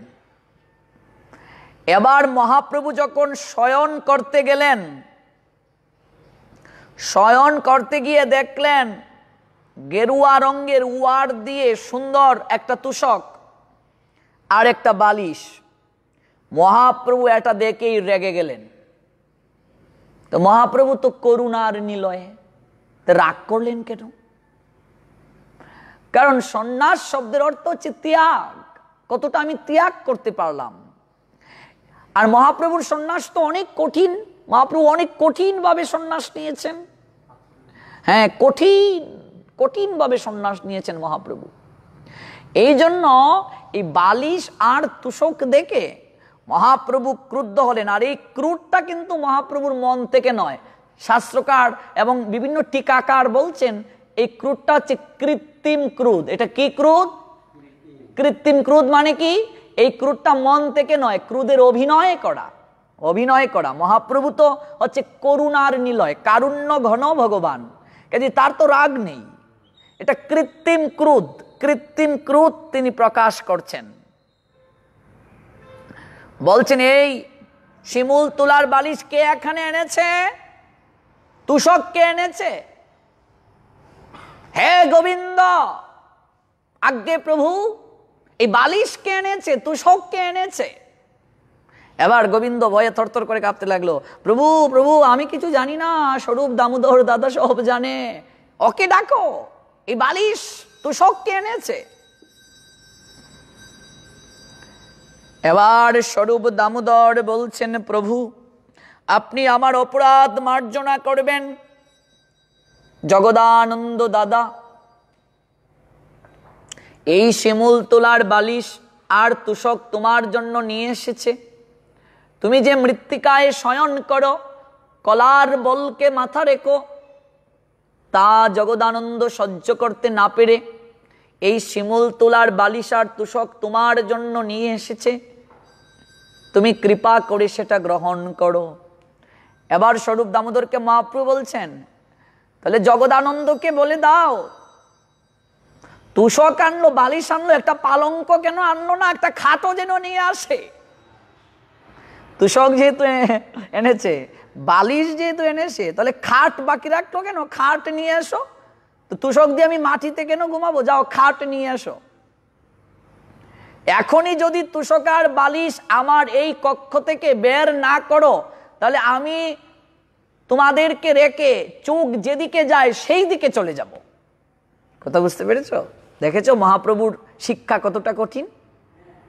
মহাপ্রভুর শিক্ষা পালন করা কতটা কঠিন। এই বালিশ আর তুষক যদি এই জায়গা থেকে না সরাও, আমার চোখ যেদিকে যায় সেদিকে চলে যাব। এই মুহূর্তে বালিশ আর তুষক এই জায়গা থেকে সরিয়ে নাও, আর জগদানন্দকে এই কথা বলে দিও, বালিশ তুষকের সঙ্গে খাট কেন আনলো না? এটা কি বলছেন? রেগে বলছেন। হ্যাঁ, কৃত্রিম রাগটা কৃত্রিম। এবার সেবা চতুর শ্রী স্বরূপ দামোদর তিনি সঙ্গে সঙ্গে এই বালিশ আর তুষক সেই জায়গা থেকে সরিয়ে শুকনো কলা পাতা বিছিয়ে দিয়ে, এবং মহাপ্রভু যে জায়গায় শিয়র দেবেন সেই জায়গায় ঘন করে কলা পাতা বিছিয়ে দিয়ে মহাপ্রভুর শয়নের ব্যবস্থা করলেন। আর গোবিন্দ দাস মহাপ্রভুর চরণ প্রান্তে এসে শ্রী গোবিন্দ দাসে করে চরণ সেবন। আর গোবিন্দ দাস চরণ সেবা করছে। যতক্ষণ পর্যন্ত মহাপ্রভু না ঘুমাতেন ততক্ষণ পর্যন্ত সেই গোবিন্দ দাস মহাপ্রভুর পাদ সেবা করতেন। এমনিতেই কৃপা পেয়েছিলেন। হ্যাঁ, সেবা না করলে কৃপা হবে? ঘুমিয়ে থাকলে হবে? হ্যাঁ, ঘুমিয়ে থাকলে হবে? ঘুমিয়ে থাকলে নিদ্রা থেকে সেবা পাবে, আশীর্বাদ পাবে। এবার মহাপ্রভুকে শয়ন করতে গিয়ে যদি গোবিন্দ নিজেই ঘুমিয়ে যেত প্রীতম, তাহলে সেবা হবে? হ্যাঁ, ও তুমি সেবা করতে গিয়েছো, হ্যাঁ তুমি সেবা করতে গিয়ে তুমি নিজেই ঘুমিয়ে গিয়েছো, মানে তোমাকে ঘুম পাড়িয়ে আরেকজনের দিতে হবে। মহাপ্রভুর গোবিন্দকে ঘুম পাড়িয়ে দিতে হবে। মহাপ্রভু যতক্ষণ পর্যন্ত শয়নে না যেতেন ততক্ষণ পর্যন্ত গোবিন্দ দাস মহাপ্রভুর পদসেবা করতেন। তো এই গোবিন্দ দাস কে ছিলেন এটা আমরা আরেক দিন শুনবো। গোবিন্দ দাসের লীলা, কি করে তিনি মহাপ্রভুর এই পদসেবার দায়িত্ব পেলেন। সবাইকে তো মহাপ্রভু এই সেবার অধিকার দেন নাই, তাহলে গোবিন্দ দাসকে কেন এই চরণ সেবার অধিকার দিলেন? প্রশ্ন আসতে পারে না? এত মহাপ্রভুর ভক্ত, এত মহাপ্রভুর পার্ষদ, সবাইকে মহাপ্রভু তো এই চরণ সেবার অধিকার দিলেন না, তাহলে গোবিন্দ দাসকে কেন মহাপ্রভু চরণ সেবার অধিকার দিলেন? হ্যাঁ, সে অনেক লীলা আছে, এগুলো বিস্তারিত শুনতে হবে। এই গোবিন্দ দাস নিয়ে শুনলেও 15 দিন লাগবে আমাদেরকে। হ্যাঁ, 15 দিন লাগবে।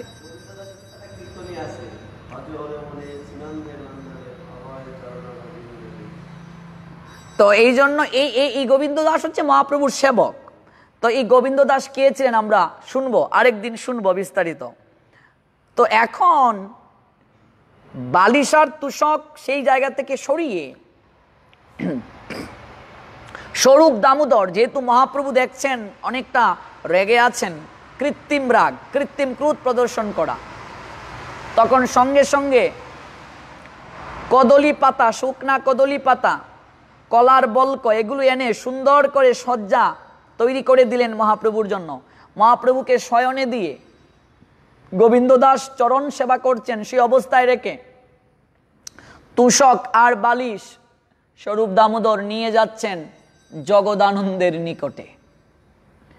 এবার জগদানন্দের সামনে গিয়ে যখন স্বরূপ দামোদর এই বালিশ আর তুষক নিয়ে তিনি জগদানন্দের সামনে উপস্থিত হলেন, জগদানন্দ দেখলেন স্বরূপ দামোদরের হাতে বালিশ আর তুষক। জগদানন্দ অবাক হয়ে বললেন, মহাপ্রভু কি সেটা গ্রহণ করেননি? তুমি কি তাকে প্রদান করনি এই বালিশ আর তুষক?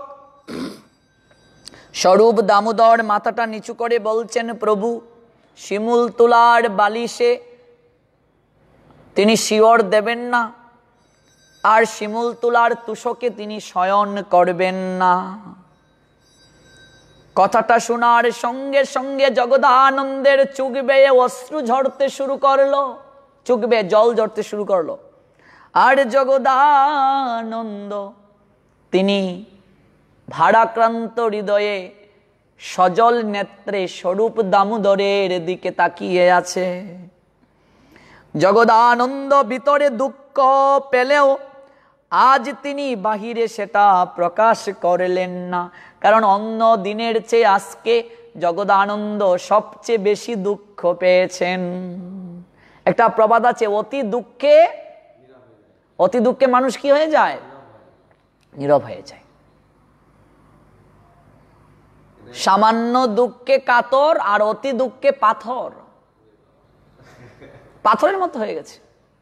স্বরূপ দামোদরের দিকে তাকিয়ে আছে জগদানন্দ, আর মনে মনে ভাবছে, প্রভু আমি এতটা কষ্ট করে তোমার জন্য আমি শিমুল তুলা দিয়ে বালিশ বানিয়ে নিয়ে আসলাম, একটা তুষক বানিয়ে নিয়ে আসলাম, আর তুমি সেটা গ্রহণ করলে না। জগদানন্দের হৃদয়ে কম্পিত হয়ে উঠছে, যেন ভেতরটা ফেটে যাচ্ছে। স্বরূপ দামোদরকে ব্যক্ত করে বুঝাতে পারছে না। চোখ বেয়ে অশ্রু ঝরতে শুরু করলো। স্বরূপ দামোদর জগদানন্দের সেই দুঃখটাকে অনুভব করতে পারছেন, কিন্তু স্বরূপ দামোদরের এই জায়গায় কিছু করার নেই, কারণ মহাপ্রভুর আদর্শটাই এখানে মুখ্য। জগদানন্দ আজ বাহিরে তিনি দুঃখ প্রকাশ করলেন না। জগদানন্দ অন্যদিন যেভাবে অভিমান করেন, প্রভুর সামনে তেলের শিশি ব্যঙ্গে দিয়ে ক্রোধ প্রদর্শন করেছিলেন, অভিমান করেছিলেন। এমনকি অন্য কোনো ক্ষেত্রে যখন জগদানন্দ অভিমান করতেন, মহাপ্রভুর সঙ্গে 3 দিন কথা বলতেন না, দরজা লাগিয়ে শুয়ে থাকতেন। আজকের এই ঘটনায় জগদানন্দ মহাপ্রভুর সঙ্গে আর কোনো অভিমান প্রদর্শন করছেন না। তার সর্বাঙ্গ পুলকিত হয়ে উঠল, নয়ন দিয়ে অশ্রু বর্ষণ হতে শুরু করল। আর তিনি তার শয়নের কক্ষে গিয়ে দরজা লাগিয়ে ঘুমিয়ে পড়লেন। স্বরূপ দামোদরের সামনে যদিও তিনি হাউমাউ করে কাঁদলেন না, কিন্তু তার শয়নের কক্ষে গিয়ে ওই শিমুল তুলার বালিশার তুষককে জড়িয়ে ধরে আজ জগদানন্দ হাউমাউ করে কাঁদিতে লাগিল। সেই শিমুল তুলার বালিশ আর তুষক জড়িয়ে ধরে জগদানন্দ হাউমাউ করে কাঁদতে শুরু করলো, যে আমি প্রভুর জন্য এত কষ্ট করে এই বালিশ আনলাম, তুষক আনলাম, প্রভু সেটা গ্রহণ করলেন না। তাহলে কি প্রভু আমায় ভালোবাসেন না? প্রশ্ন এসে গেছে। কিন্তু মহাপ্রভু তো তার আদর্শ থেকে সরবেন না। জগদানন্দকে তিনি প্রচুর ভালোবাসেন, কিন্তু তিনি অত্যন্ত কঠিন সন্ন্যাস নিয়েছেন। তিনি মৃত্তিকায় শয়ন করবেন, তিনি শিমুল তুলার বালিশে শয়ন করবেন না, তিনি তুষকে শয়ন করবেন না, তিনি ঐশ্বর্য চান না, তিনি মাধুর্যে তিনি এই সন্ন্যাস লীলা সম্পাদন করছেন। জগদানন্দ হাউমাউ করে কাঁদতে শুরু করেছে। অন্তরে জামি মহাপ্রভু সবই তো জানেন, অন্তরের কথা। মহাপ্রভু যদিও তিনি কলার বলকে শয়ন করেছেন, গোবিন্দ দাস মহাপ্রভুর চরণ সেবা করছে, কিন্তু মহাপ্রভুর চোখ বেয়ে আজ অশ্রু ঝরতে লাগিল। মহাপ্রভুরও চোখ বেয়ে অশ্রু ঝরছে। অন্তর্যামী মহাপ্রভু তিনি বুঝতে পারছেন জগদানন্দ ক্রন্দন করছে। দরজা লাগিয়ে জগদানন্দ ক্রন্দন করছে। যদিও আজ মহাপ্রভুর সামনে এসে ইচ্ছে করলে জগদানন্দ তুষক বালিশ ছুঁড়ে ফেলে দিতে পারত, কিন্তু কিছুই করেনি। অনেক কষ্ট পেয়েছে, দুঃখ পেয়েছে। দরজা লাগিয়ে বালিশ আর তুষককে জড়িয়ে ধরে ক্রন্দন করছে। অন্তর্যামী মহাপ্রভু সব উপলব্ধি করলেন। গোবিন্দ দাস পদসেবা করছে, কিন্তু প্রভুর নয়ন বেয়ে জল ঝরছে। মহাপ্রভু অনেক দুঃখ পেয়ে ক্রন্দন করছেন, তিনি নিজেও দুঃখ পেয়ে ক্রন্দন করছেন।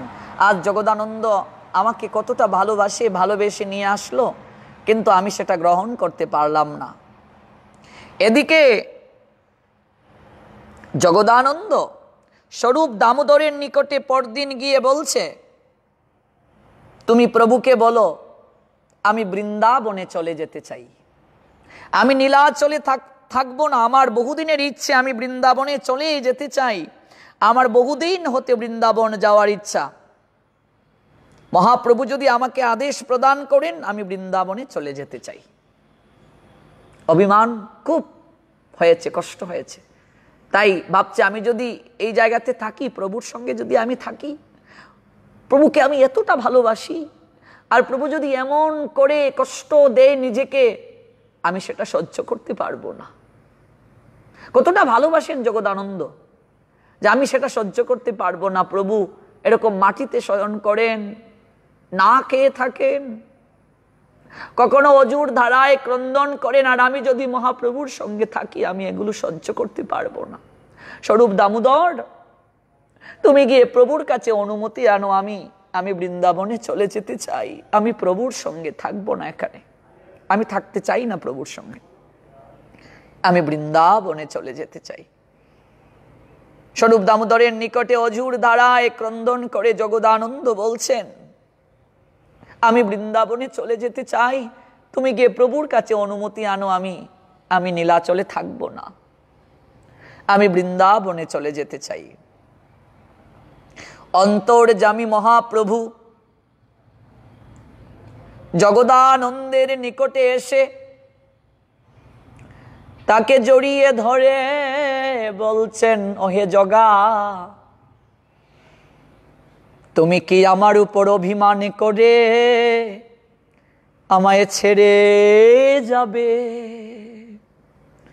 তুমি আমার উপর অভিমান করে আমাকে ছেড়ে চলে যাবে? জগদানন্দ,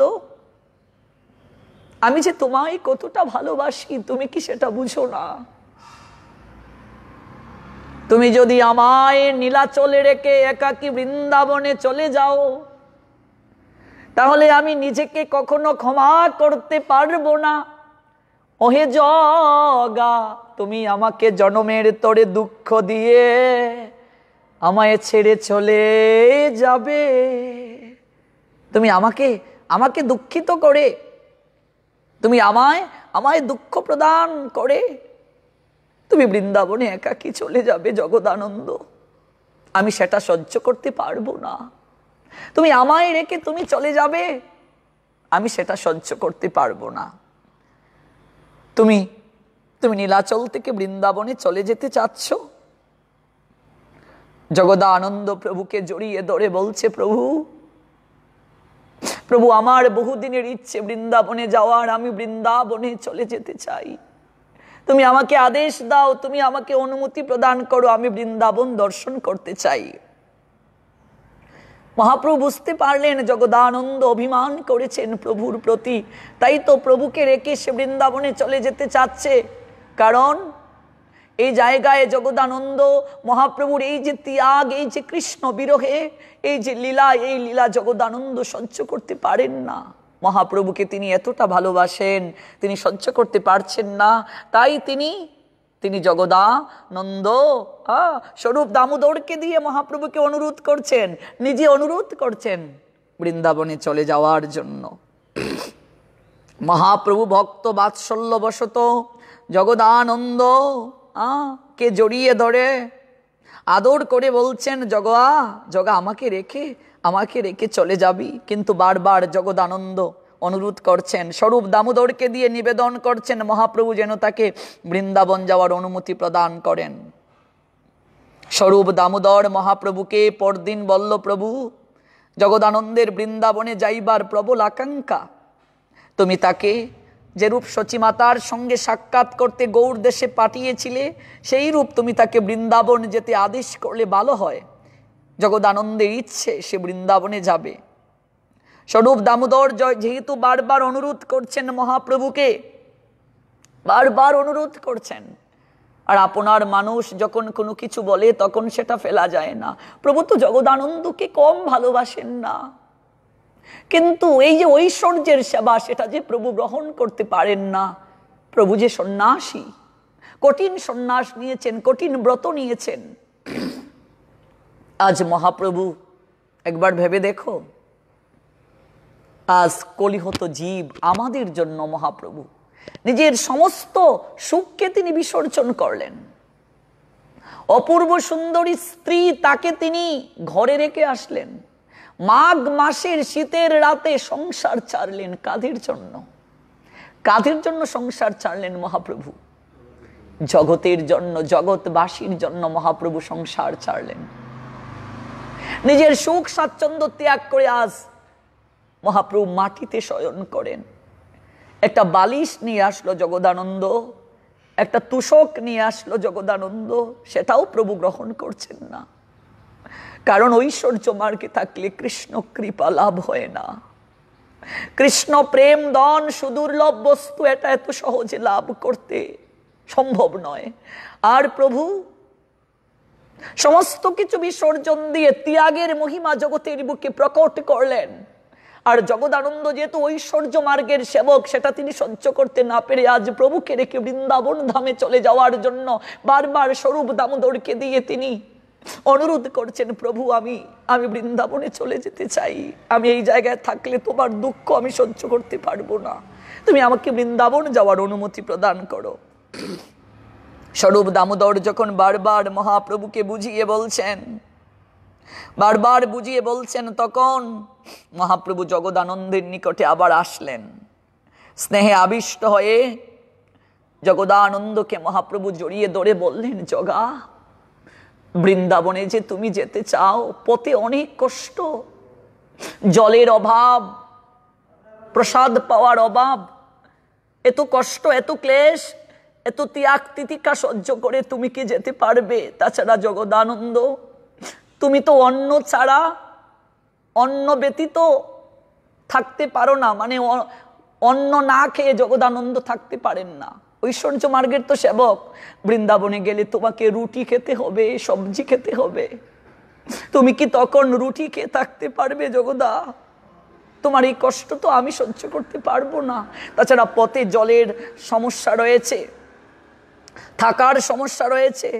জগদানন্দ তো পালঙ্কে শয়ন করেন, ঐশ্বর্য মার্গে থাকেন, তুমি কি সেই জায়গায় গিয়ে নিজেকে মানিয়ে নিতে পারবে? এরপরও যেহেতু তুমি যেতে চাচ্ছ, আমি তোমায় অনুমতি দিলাম জগদানন্দ, বারাণসী পর্যন্ত স্বচ্ছন্দে চলতে পারবে, তার আগে সাবধানে চলবে, ক্ষত্রিয়গণকে সঙ্গে নিয়ে চলবে। নিরীহ গৌরীয়কে দস্যু বাটপাড়েরা মেরে লুটে নিয়ে যায়। মথুরায় গিয়ে প্রথমে তুমি সনাতনের সঙ্গে সাক্ষাৎ করবে, মথুরার চৌবে ব্রাহ্মণদের চরণ বন্দনা করবে, দূর থেকে তাদেরকে ভক্তি করবে, তাদের সঙ্গে থাকবে না, তাদের আচরণ তুমি বুঝতে পারবে না। ব্রজমণ্ডল পরিক্রমা সনাতনের সঙ্গে তুমি করবে, এক মুহূর্ত তার সঙ্গ ছাড়বে না। আর শুনো জগদানন্দ, তুমি গোবর্ধনে গোপাল, গোবর্ধনে উঠে কখনো গোপাল তুমি দেখবে না। আর জগদানন্দ, তুমি বৃন্দাবনে যাচ্ছ, যাও, কিন্তু বৃন্দাবনে তুমি চিরকাল থাকবে না, তুমি পুনরায় আমার নিকটে ফিরে আসিও। কারণ বৃন্দাবন যেহেতু মাধুর্যের লীলা নিকেতন, ঐশ্বর্য মার্গে জগদানন্দ ভজন করেন। বৃন্দাবনে গিয়ে তিনি ব্রজ গোপীদের, ব্রজবাসীদের আচরণ বুঝতে পারবেন না। তারা যেভাবে কৃষ্ণকে ভালোবাসে, এই ভালোবাসাটা উপলব্ধি করতে না পেরে জগদানন্দ বৃন্দাবন ধামের চরণে অপরাধ করতে পারেন, ব্রজবাসীদের চরণে অপরাধ করতে পারেন। এই জন্য বলছে বৃন্দাবনে যাও তুমি, কিন্তু দীর্ঘকাল সেখানে থাকবে না। কারণ ধামে যদি আমরা দীর্ঘদিন অবস্থান করি, তাহলে ধামের সবকিছু আমাদের কাছে সাধারণ মনে হতে পারে, যে এটা এই বৃক্ষগুলো তো আমাদের বৃক্ষের মতোই, এখানের জল আমাদের জলের মতোই। কিন্তু ধামের সমস্ত কিছু অপ্রাকৃত, সেগুলো ধূলিকণা থেকে শুরু করে সমস্ত বৃক্ষ লতা গুল্ম সমস্ত কিছুই চিন্ময়। কাজেই মহাপ্রভুর সংশয় ছিল, জগদানন্দ যদি একা একা বৃন্দাবন পরিক্রমা করে, তাহলে তার ঐশ্বর্য মার্গে, ঐশ্বর্য বুদ্ধিতে বিচার আসবে, কোনটা ভালো কোনটা মন্দ। তাই বলছে সনাতনের সঙ্গে তুমি বৃন্দাবন পরিক্রমা করবে, এক মুহূর্ত তুমি সনাতনকে ছাড়বে না, বৃন্দাবনে সনাতনের সঙ্গে থাকবে। আর শোনো, ব্রজবাসী ওরা গিরি গোবর্ধনে উঠে গোপাল দর্শন করে, কিন্তু তুমি সেটা করিও না, এটা ব্রজবাসীদের অধিকার, আর কারো অধিকার নেই। চৈতন্য চরিতামৃতের অন্তলীলার ত্রয়োদশ পরিচ্ছেদে শ্রীকৃষ্ণ দাস কবিরাজ গোস্বামী চরণ বলছেন, শীঘ্র আসিও তাহা না রহিও চিরকাল, গোবর্ধনে না চড়িও দেখিতে গোপাল। জগদানন্দ, বৃন্দাবনে যাচ্ছ, যাও, দীর্ঘকাল থাকবে না। কেন দীর্ঘদিন না থাকতে বলছেন? প্রথম কারণ, দীর্ঘকাল যদি জগদানন্দ বৃন্দাবনে থাকেন, ধামের চরণে অপরাধ করতে পারেন। আর দ্বিতীয় কারণ বলছেন, জগদানন্দ পুনরায় তুমি আমার নিকটে ফিরে এসো। কেন এই কথাটা মহাপ্রভু বললেন? কারণ মহাপ্রভু জগদানন্দকে অনেক ভালোবাসেন, এই জন্য বলছেন তুমি পুনরায় আমার নিকটে ফিরে এসো জগদানন্দ। বৃন্দাবনে যাচ্ছ, যাও, কিন্তু তুমি পুনরায় আমার নিকটে ফিরে এসো। আর জগদানন্দ, তুমি বৃন্দাবনে সনাতন, তার সঙ্গ এক মুহূর্তের জন্য ছাড়বে না। কথাটা বলতে গিয়ে প্রভুর নয়ন থেকে অঝুর ধারায় জল বর্ষিত হলো। জগদানন্দ প্রভুকে জড়িয়ে ধরলেন, চরণ বন্ধনা করলেন, প্রভু তোমার এই নয়নের জল আমাকে বুঝিয়ে দিয়েছে তুমি আমাকে কতটা ভালোবাসো। আমি শীঘ্র বৃন্দাবন ধাম পরিক্রমা করে আমি তোমার কাছে আবার ফিরে আসব। আমরা এই জায়গাতেই আজ বিশ্রাম দিয়ে আমরা পরবর্তীতে শ্রবণ করব বৃন্দাবন যাত্রা জগদানন্দের। সেই বৃন্দাবনে গিয়ে তিনি কি লীলা করলেন সনাতনের সঙ্গে, আরো অনেক অনেক লীলা আছে। আমরা এই জগদানন্দের চরিত কথা যদি মাসব্যাপী শ্রবণ করতে পারতাম, তাহলে হয়তো কিছুটা আমরা উপলব্ধি করতে পারতাম, কিছুটা জানতে পারতাম। এই মহাপ্রভুর পার্শ্বদেরা, তাদের চরিত কথা শুনলে আমরা বুঝতে পারবো তারা ভগবানকে কতটা ভালোবাসতেন, কেমন করে ভালোবাসতেন। গৌর প্রীতি উপলব্ধি করতে চাইলে, গৌরের প্রতি ভক্তি লাভ করতে চাইলে গৌর ভক্তদের কথা শুনতে হবে, গৌর পার্শ্বদের কথা শুনতে হবে। তারা কেমন করে ভগবানকে ভালোবেসেছিলেন, তারা কেমন করে তাদের জীবন সর্বস্ব ভগবানের চরণে অর্পণ করে দিয়েছিলেন, তারা কেমন করে মহাপ্রভুর চরণে সর্বস্ব লুটিয়ে দিয়েছিলেন। এই বিষয়গুলো আমরা যত বেশি জানবো, যত বেশি শুনবো, আমরা তখন উপলব্ধি করতে পারবো মূলত গৌর প্রীতিটা কি। হ্যাঁ, আর মহাপ্রভু কতটা ত্যাগ করেছিলেন আমাদের জন্য, কলিহত জীবের জন্য। মহাপ্রভু সর্বস্ব দিলেন, আমরা কতটা তাকে দিতে পারলাম? এই প্রশ্নটাই আজ রেখে গেলাম সবার নিকটে। মহাপ্রভু সর্বস্ব দিয়ে দিলেন কলিহত জীবের জন্য, আমরা কতটা তাকে দিতে পারলাম? আমরা কতটা আদর্শ তার গ্রহণ করতে পারলাম? আমরা কতটা ভালোবাসা তাকে দিতে পারলাম? তিনি সর্বস্ব দিলেন আমাদের জন্য, আমরা কতটা তাকে দিতে পারলাম? মহাপ্রভু সবাইকে যেন এমন করে ভালোবাসার যোগ্যতা প্রদান করেন, মানসিকতা প্রদান করেন, এমন ভক্তি প্রেম লাভ করার যে আচরণ, সেই আচরণ করার যেন শক্তি প্রদান করেন। আজ হরিবাসর তিথিতে কলিযুগ পাবন অবতারী পরমেশ্বর ভগবান শ্রীকৃষ্ণ চৈতন্য মহাপ্রভুর চরণে সেই প্রেম ভক্তি অঞ্জলি নিবেদন করে আজকের মতো এখানেই বিশ্রাম টানছি। রাত ৮ ঘটিকার পর থেকেই আপনারা অনলাইনে যুক্ত হয়ে রাত জাগরণ করতে পারবেন। আমার প্রপূজ্য চরণ গুরু মহারাজ শ্রীল ভক্তি প্রপন্ন জ্যোতি গোস্বামী হরিকথার মাধ্যমে আপনাদের সঙ্গে অনলাইনে রাত জাগরণে অংশগ্রহণ করবেন এবং ভক্তি সঙ্গীত প্রদান করবেন এই সিটিএস মন্দিরের অধ্যক্ষ ভক্তিস্বরূপ দামোদর মহারাজ। আপনারা প্রত্যেকেই আমন্ত্রিত, নিমন্ত্রিত। যথাসময়ে অনলাইনে যুক্ত হয়ে রাত জাগরণ করুন। আজকের এই পাণ্ডবা নির্জলা একাদশী তিথি অত্যন্ত গুরুত্বপূর্ণ একাদশী তিথি, নিষ্ঠা সহকারে পালন করুন, নিজে পালন করুন, অন্যকে পালন করতে উৎসাহিত প্রদান করুন। এই কৃষ্ণলীলা সম্যকভাবে জগতের বুকে যারা প্রচার করলেন, যাদের মাধ্যমে আমরা রাধা গোবিন্দের অপ্রাকৃত গোপনীয় লীলা শ্রবণ করার যোগ্যতা পেলাম, শ্রবণ করার সুযোগ পেলাম, সেই ষড়গোস্বামী পাদের চরণ আমরা এখন বন্দনা করব, প্রেম ভক্তি অঞ্জলি নিবেদন করব। আপনারা যারা অনলাইনে আছেন আমাদের সঙ্গে, আপনারাও অংশগ্রহণ করুন এই ষড়গোস্বামী পাদের বন্ধনাতে। শ্রীরূপ, সনাতন, রঘুনাথ ভট্ট, গোপাল ভট্ট, রঘুনাথ দাস এবং শ্রীজীব গোস্বামী, এই 6 গোস্বামী তারা এই ব্রজের লীলাকে, এই অপ্রাকৃত লীলাবিলাসকে জগতের বুকে প্রকাশ করলেন। আমরা এর পূর্বে জানতাম না রাধা গোবিন্দের অপ্রাকৃত মরম লীলা। এই লীলা জগতের বুকে প্রচার করলেন ষড়গোস্বামী পাদপদ্ম। তাই তাদের চরণ যদি আমরা বন্দনা করি, আমরা কৃষ্ণ প্রেম ভক্তি খুব সহজে লাভ করতে পারব। এই 6 গোসাইর করি চরণ বন্দন, যাহা হতে মিলে ভাই কৃষ্ণ প্রেমধন। চরুণ ভক্তবৃন্দ, আমরা একটু ষড়গোস্বামী পাদের চরণ বন্দনা করছি এবং আদি সংকীর্তনে আমরা অংশগ্রহণ করছি। হরিহর হে নম কৃষ্ণ যাদবায় নম, যাদবায় মাধবায় কেশবায় নম। হর হে নম কৃষ্ণ যাদবায় নম, যাদবায় মাধবায় কেশবায় নম।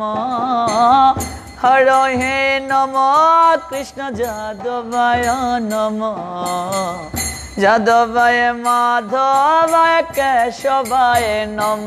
হরি হর হে নম কৃষ্ণ যাদবায় নম, যাদবায় মাধবায় কেশবায় নম। গোপাল গোবিন্দ রাম শ্রী মধুসূদন,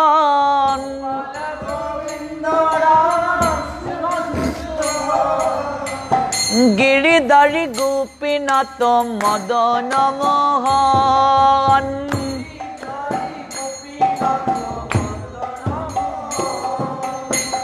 শ্রী চৈতন্য নিত্যানন্দ শ্রী অদ্বৈত সীতা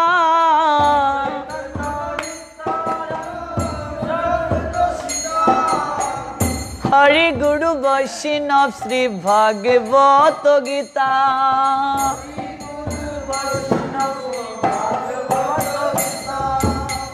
শ্রী রূপ শ্রী সনাতন ভট্ট রঘুনাথ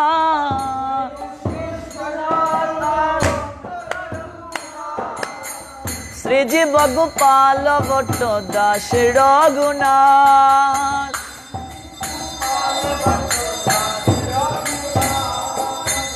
এই ছয় গোসাইর করি চরণ বন্দন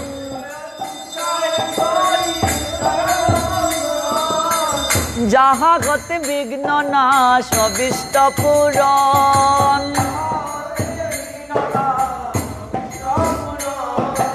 এই ছয় গোসাইর করি চরণ বন্দন যাহা হতে মিলে ভাই কৃষ্ণ প্রেমদন এই ছয় গোসাই যার মুই তারুদার তা সবার পদরে নুমুর পঞ্চগ্রাস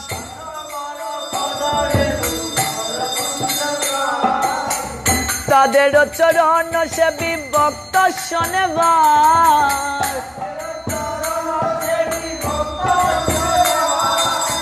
জনমে জনমে মুর এই অবিলাস এই ছয় গোসাই প্রভু মুরা কর দয়া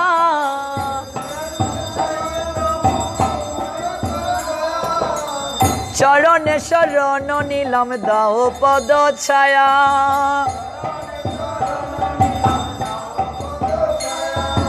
এই ছয় গোসাই জবে ব্রজে কইলাবা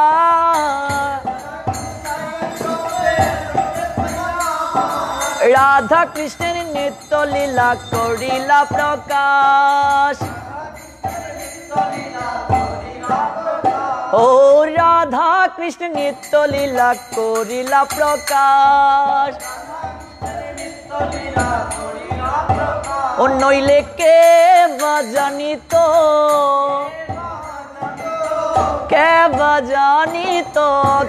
বাজানিত বৃন্দাবনের যুগল ভজন কে বাজানিত বৃন্দাবনের যুগল ভজন কে বাজানিত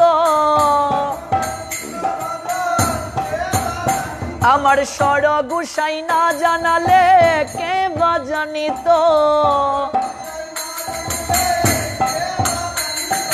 এই ছয় গোসাই জবে ব্রজে কইলা বাস রাধা কৃষ্ণের নিত্য লীলা করিলা প্রকাশ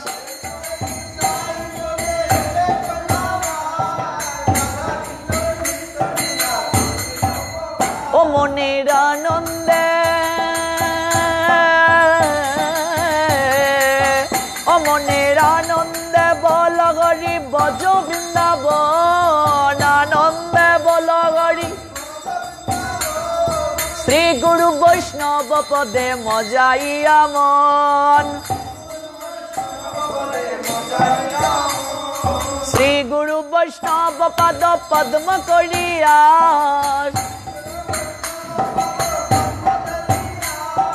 নাম সংকীর্তন কহে নরোত্তম দাস শ্রীকৃষ্ণ চৈতন্য প্রভু নিত্যানন্দ শ্রী অদ্বৈত গদাধর শ্রীবাসাদি গৌর ভক্ত বৃন্দ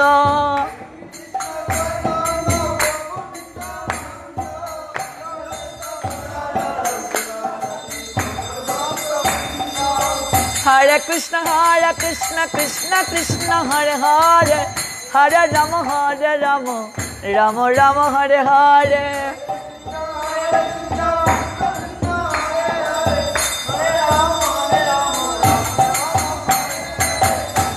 कृष्ण कृष्ण कृष्ण हरे हरे हरे राम राम राम हरे हरे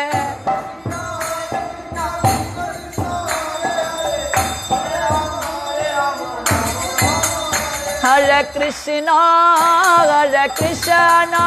कृष्ण कृष्ण हरे हरे हरे राम राम राम हरे हरे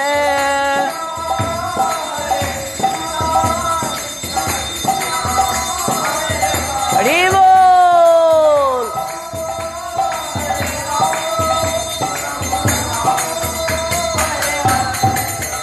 जय राधे जय राधे जय राधे जय राधे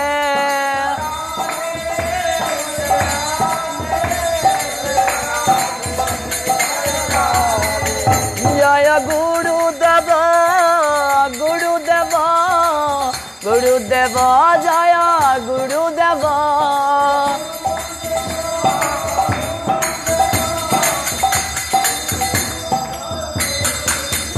जय गुरुदेव गुरुदेव पतित पावन श्रीला गुरुदेव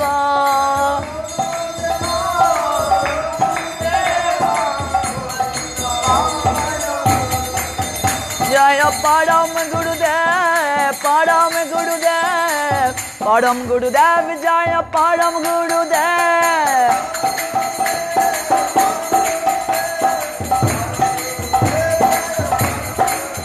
जय प्रभुपद प्रभुपद प्रभुपद जय प्रभुपद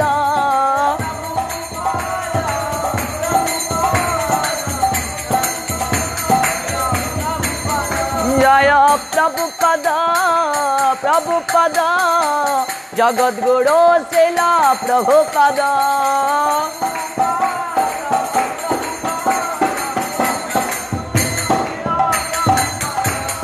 जय जय जय जय जय जय जय जय जय जय जय जय जय प्रभुपाद जय जय जय जय जय जय जय जय जय जय जय जय जय प्रभुपाद नित्य गौड़ हरि बोल गौड़ हरि बोल गौड़ हरि बोल नित्य गौड़ हरि बोल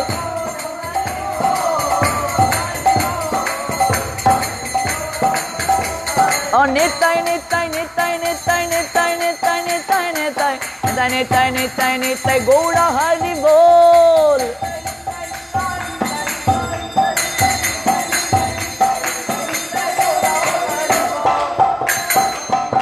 जय जय गुरु गौरांग गंधार्विक श्री गिरिधारी की जय जय कलिजुग पावन अवतारी परमेश्वर भगवान श्री कृष्ण चैतन्य महाप्रभु की जय जय श्रीमान।